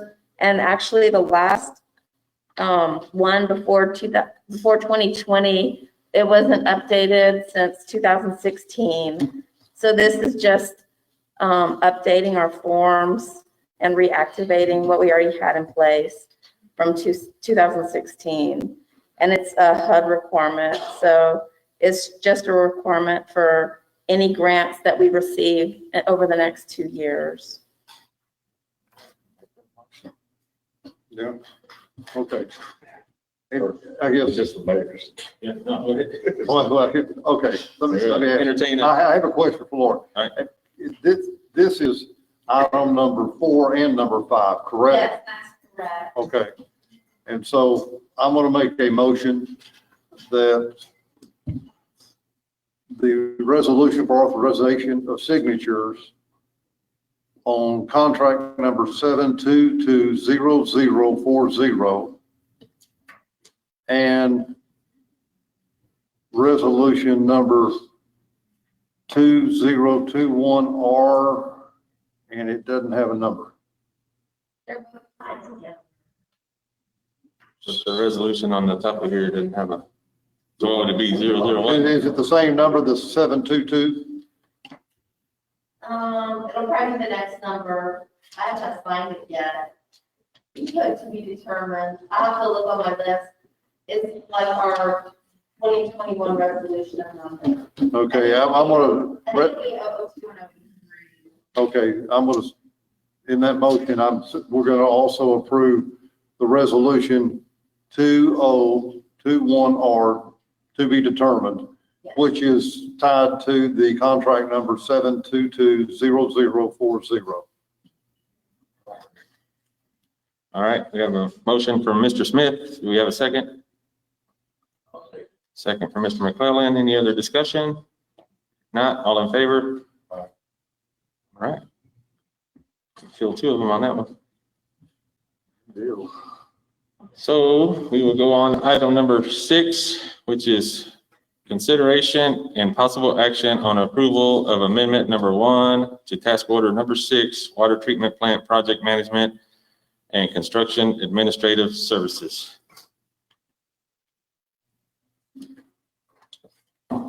So I think originally in your packet, prior to the day, you had the actual task order number 6, and then Lori brought to us this email on the front of it that had the actual amended prices.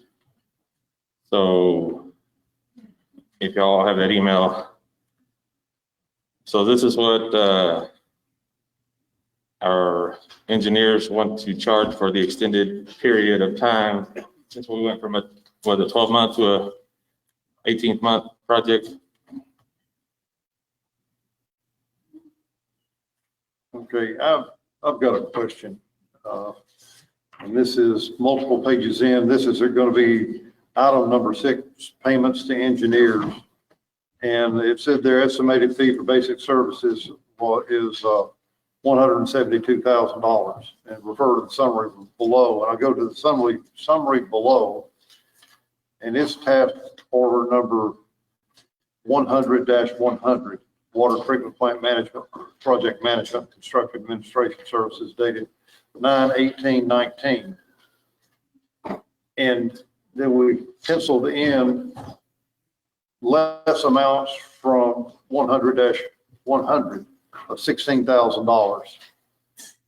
Is that I don't understand the ledger on that.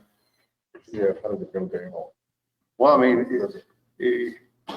Task order 100-101 was the original one, and this task order 6 was amended in April, before you came on council. okay.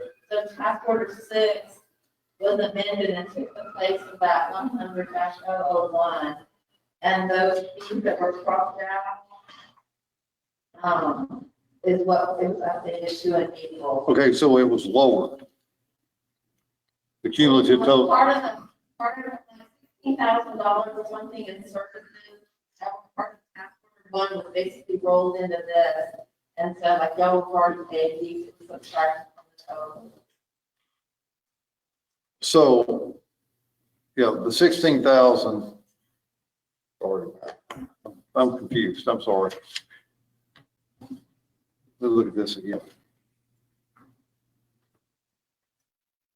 Okay. Their estimate fees for basic services was $172,000. Apparently, we have funded 16,000 through a different task order. Is that correct? Correct. Okay. That 16,000 came from like task order 100-100. So they subtracted it out. Or lowered it. Okay, and then the support email, it's asking for additional consideration for the extension of the project, is that correct? Yeah, that's correct. Yeah. So the 158,000 is going to go back up? Correct, to the amount up there, yeah, to the 6,000 per month for the project management and the 35 for the resident representative.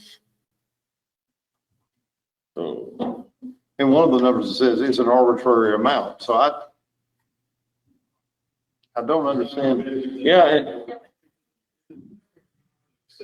Right, and since we did just get this, and I didn't realize we didn't have this part of it until I was looking at my packet earlier today, and so since we did not get it, I would suggest we could probably table it, and that'll give us a chance to ask more questions, and I mean, there's nothing that has to be done right now. Well, I want to be responsive to our engineer's request, but I can't support something I don't understand. Right, and that's kind of how we were, so. Then I'm going to make a motion that we table this item and get a clarification. All right. Oh. I agree. But I just wanted to let you know, Tom is on the line if we wanted to have him discuss anything. If not, I agree. Yeah. Well, if Tom can clarify this for me, it'd be great. I'd like to hear from Yeah.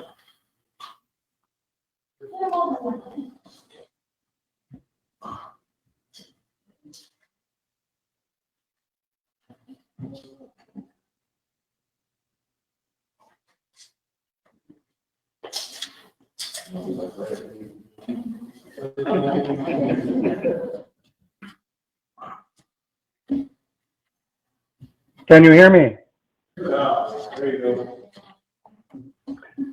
Oh, good evening, and I apologize for all the confusion, but let me try to explain and answer some of the council's questions.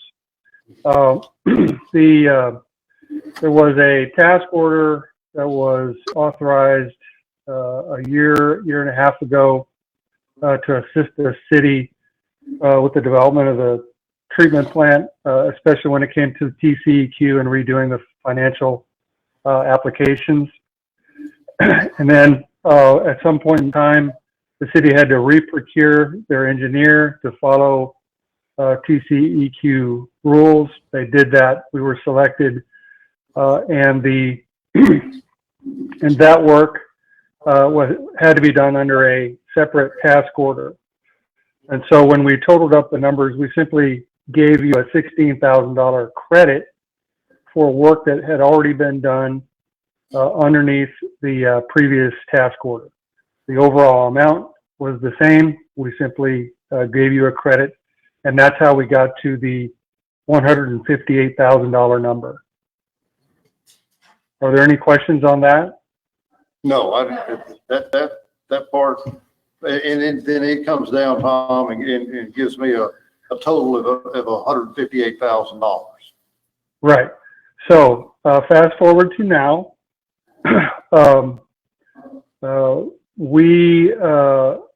The city of Blanco, when they negotiated with ACP, granted them another 120 days to finish the project.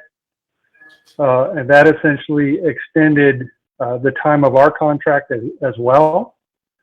And there's two items that are affected. One is just the overall project management and construction administration that we conduct on a monthly basis.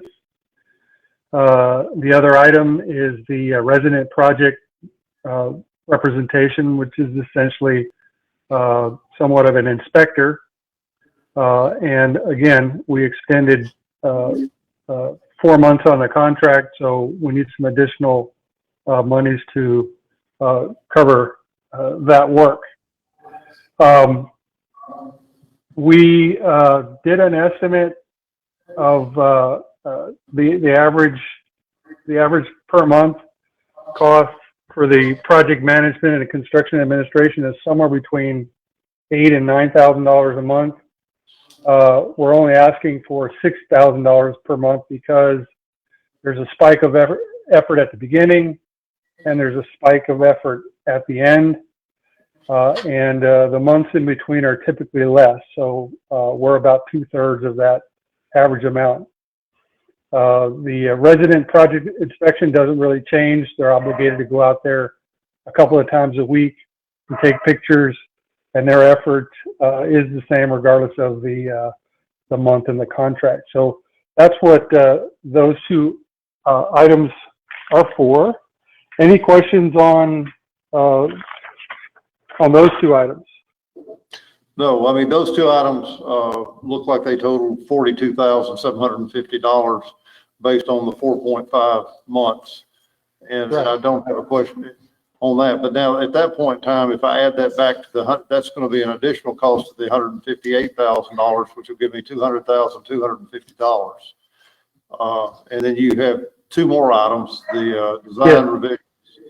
And these are just contingency monies for additional work that's unforeseen at this time. Yeah, and let me explain. This is a rather important item. Since we are not the engineer of record,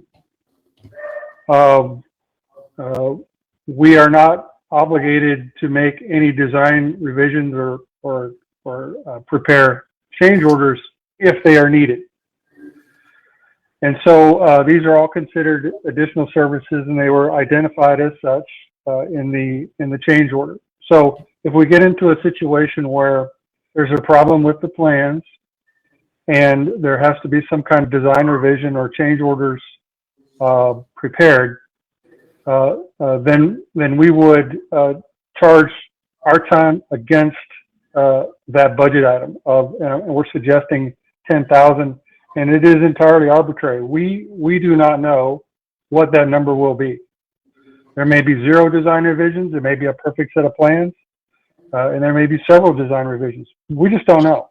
It's a day-to-day situation. To date, we've only had to deal with one item that was considered a design issue. They had a survey benchmark that was incorrect, and we had to investigate that, and we had to issue a field order giving the contractor instructions. And this is a good example of why we need this budget amount. It is entirely arbitrary. The city can set that amount any amount that you feel comfortable with. Will and I have an agreement that when we have some kind of design problem that may require design revisions, that I'm to call him and keep him updated and estimate those charges if I'm able to. So we've got a process in place to control the charges on that particular item.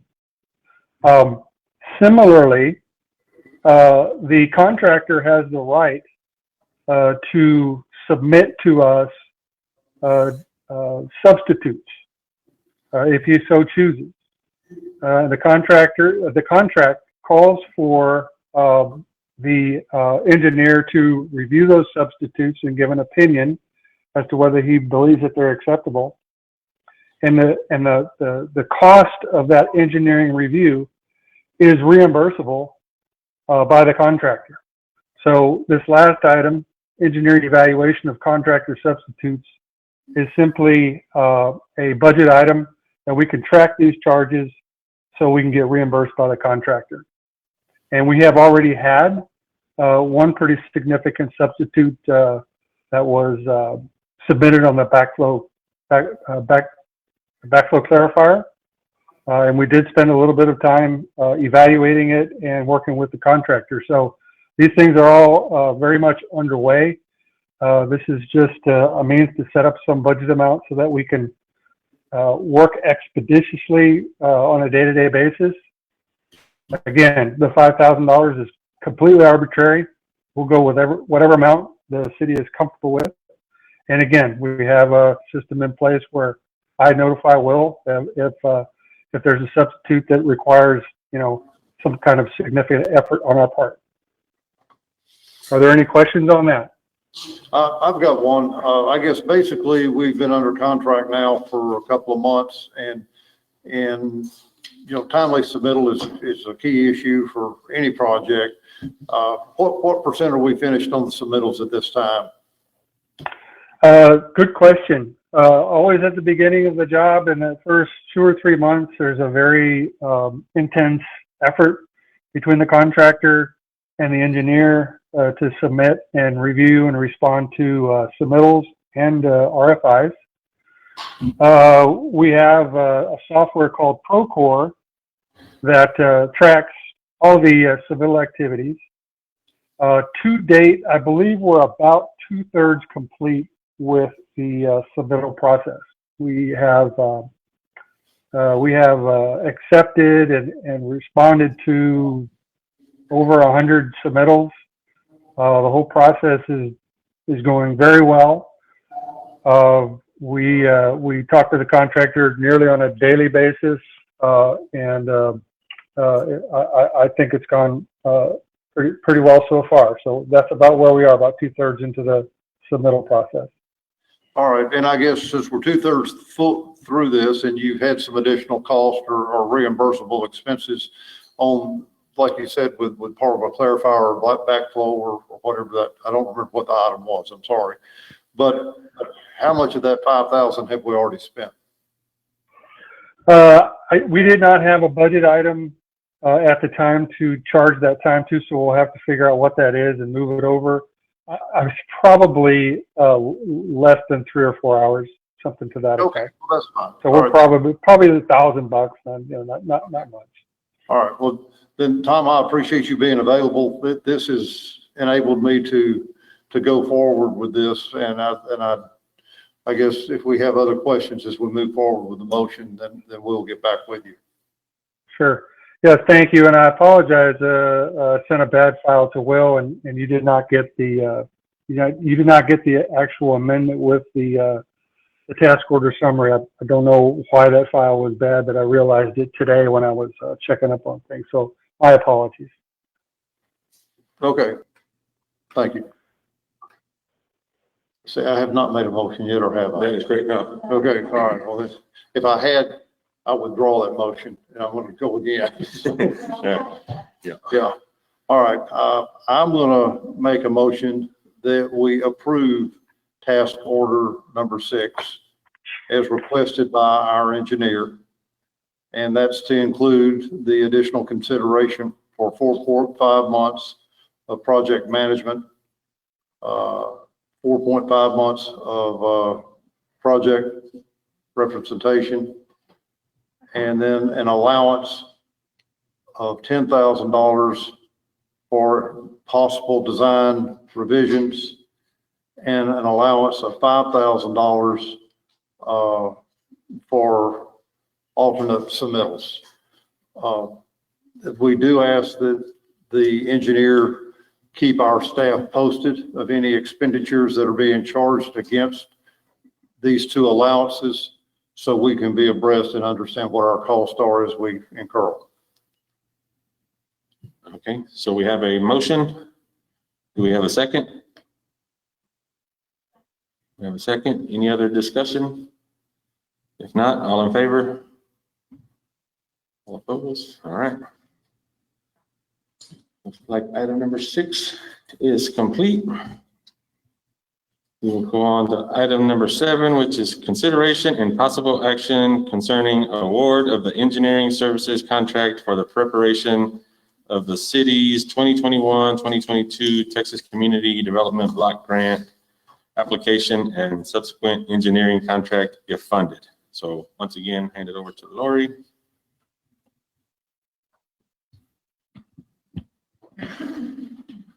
Okay. So this is the 21-22 Texas Community Development Fund. And every 2 years, as part of the grant process with the Texas Department of Agriculture, we have to go out for bid and request qualifications from engineering firms, which we posted in the paper. The deadline was March 1st. We received 2 qualification packages, one from Southwest Engineers, and the other one is from TRC Engineers Incorporated. And we formed a committee. We got 3 bids, or we got 3 packets. We formed a committee, and Mike Smith is going to be reviewing. We have to grade the 2 companies that we got, which is in process right now. Ronnie Rodriguez is going to grade it. Will Daves is going to grade it, and Mike Smith is going to grade it. So as soon as we have them reviewed and graded, we'll choose one of the 2 engineering companies. So I don't think we can vote on who yet, because it's still in process. Any questions? No. So you need to do your homework? Is that- I haven't done my homework, is what I'm telling you. Or the dog ate my homework, right? So, but, I think I questioned if a motion is being made to allow us city personnel to be the grade. Yeah. So I guess we could make a motion that would That way it's on the. authorize the engagement of the selected engineering firm based on the evaluation by the 3 parties or the committee that is evaluating the proposals. And I guess if there's a question or a disagreement in that, then we'll come back to council. Yeah, like that, we can hand it off to y'all. If the 3 of us are in sync, then I say we proceed, and I'll make a motion that you authorize the engagement of the selected engineer. Okay. So we have a motion. We good with that, Brett? That sound right? Okay. All right. So we have a motion. You're fine with that? Okay. All right. If the decision is unanimous between the 3 graders. Right. you go ahead. Right. I know what you're saying. I just, go ahead. Do we have a second? I'll say. A second from Mr. McClellan. All in favor? All right. Y'all can do your homework. All righty. Now we'll go to item number 8, which is consideration and possible action on disbursement of tuition reimbursement for Sergeant Jerry Thornhill.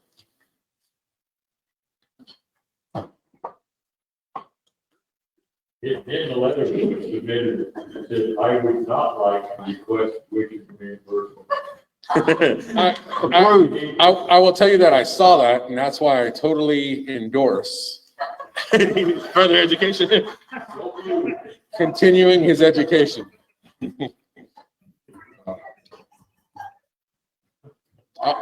I will tell you, since you did authorize this once, and he is diligently working towards his degree.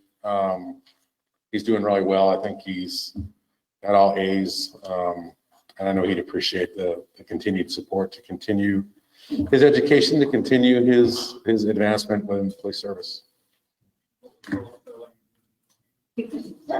Well, I told you, he hasn't got to English yet. We got to go into the English class. Report writing is coming. I think that's next semester, so. Yeah, we did look at the policy manual just to make sure it all fit under there, and I think it's 4,000 per calendar year, whatever it was. So I know this is the second time he's come, but it is within the policy manual, so everything. And he has passed, and he put a copy of his, that was one thing on the policy manual. It said he had to show us proof that he passed, so I guess that's proof. And this comes out of the police budget. That's the proof right here. I think this is a separate city initiative.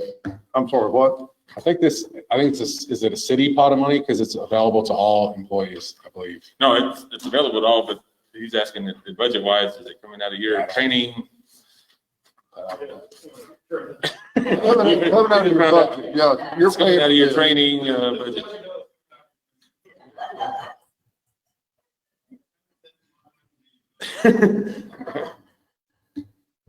So with that, I entertain a motion.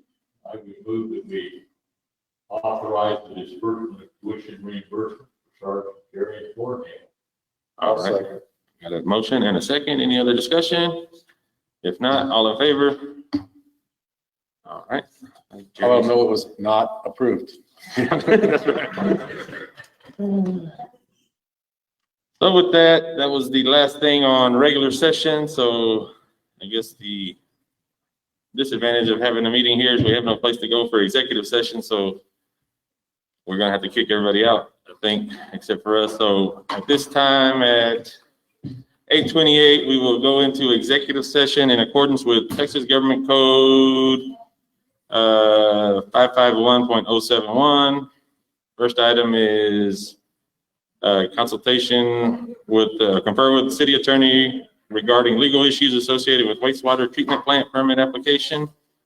And item number 2 is confer with city attorney regarding Canyon Lake percentage of ownership in water service lines and related billing. So.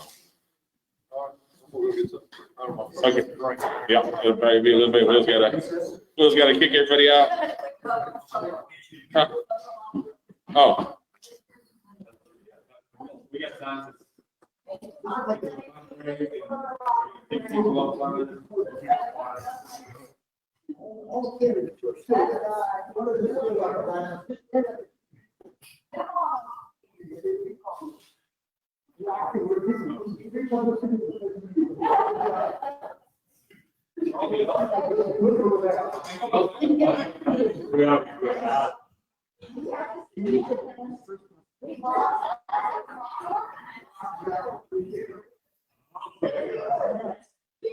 Why, like, a picture, you don't know who we are.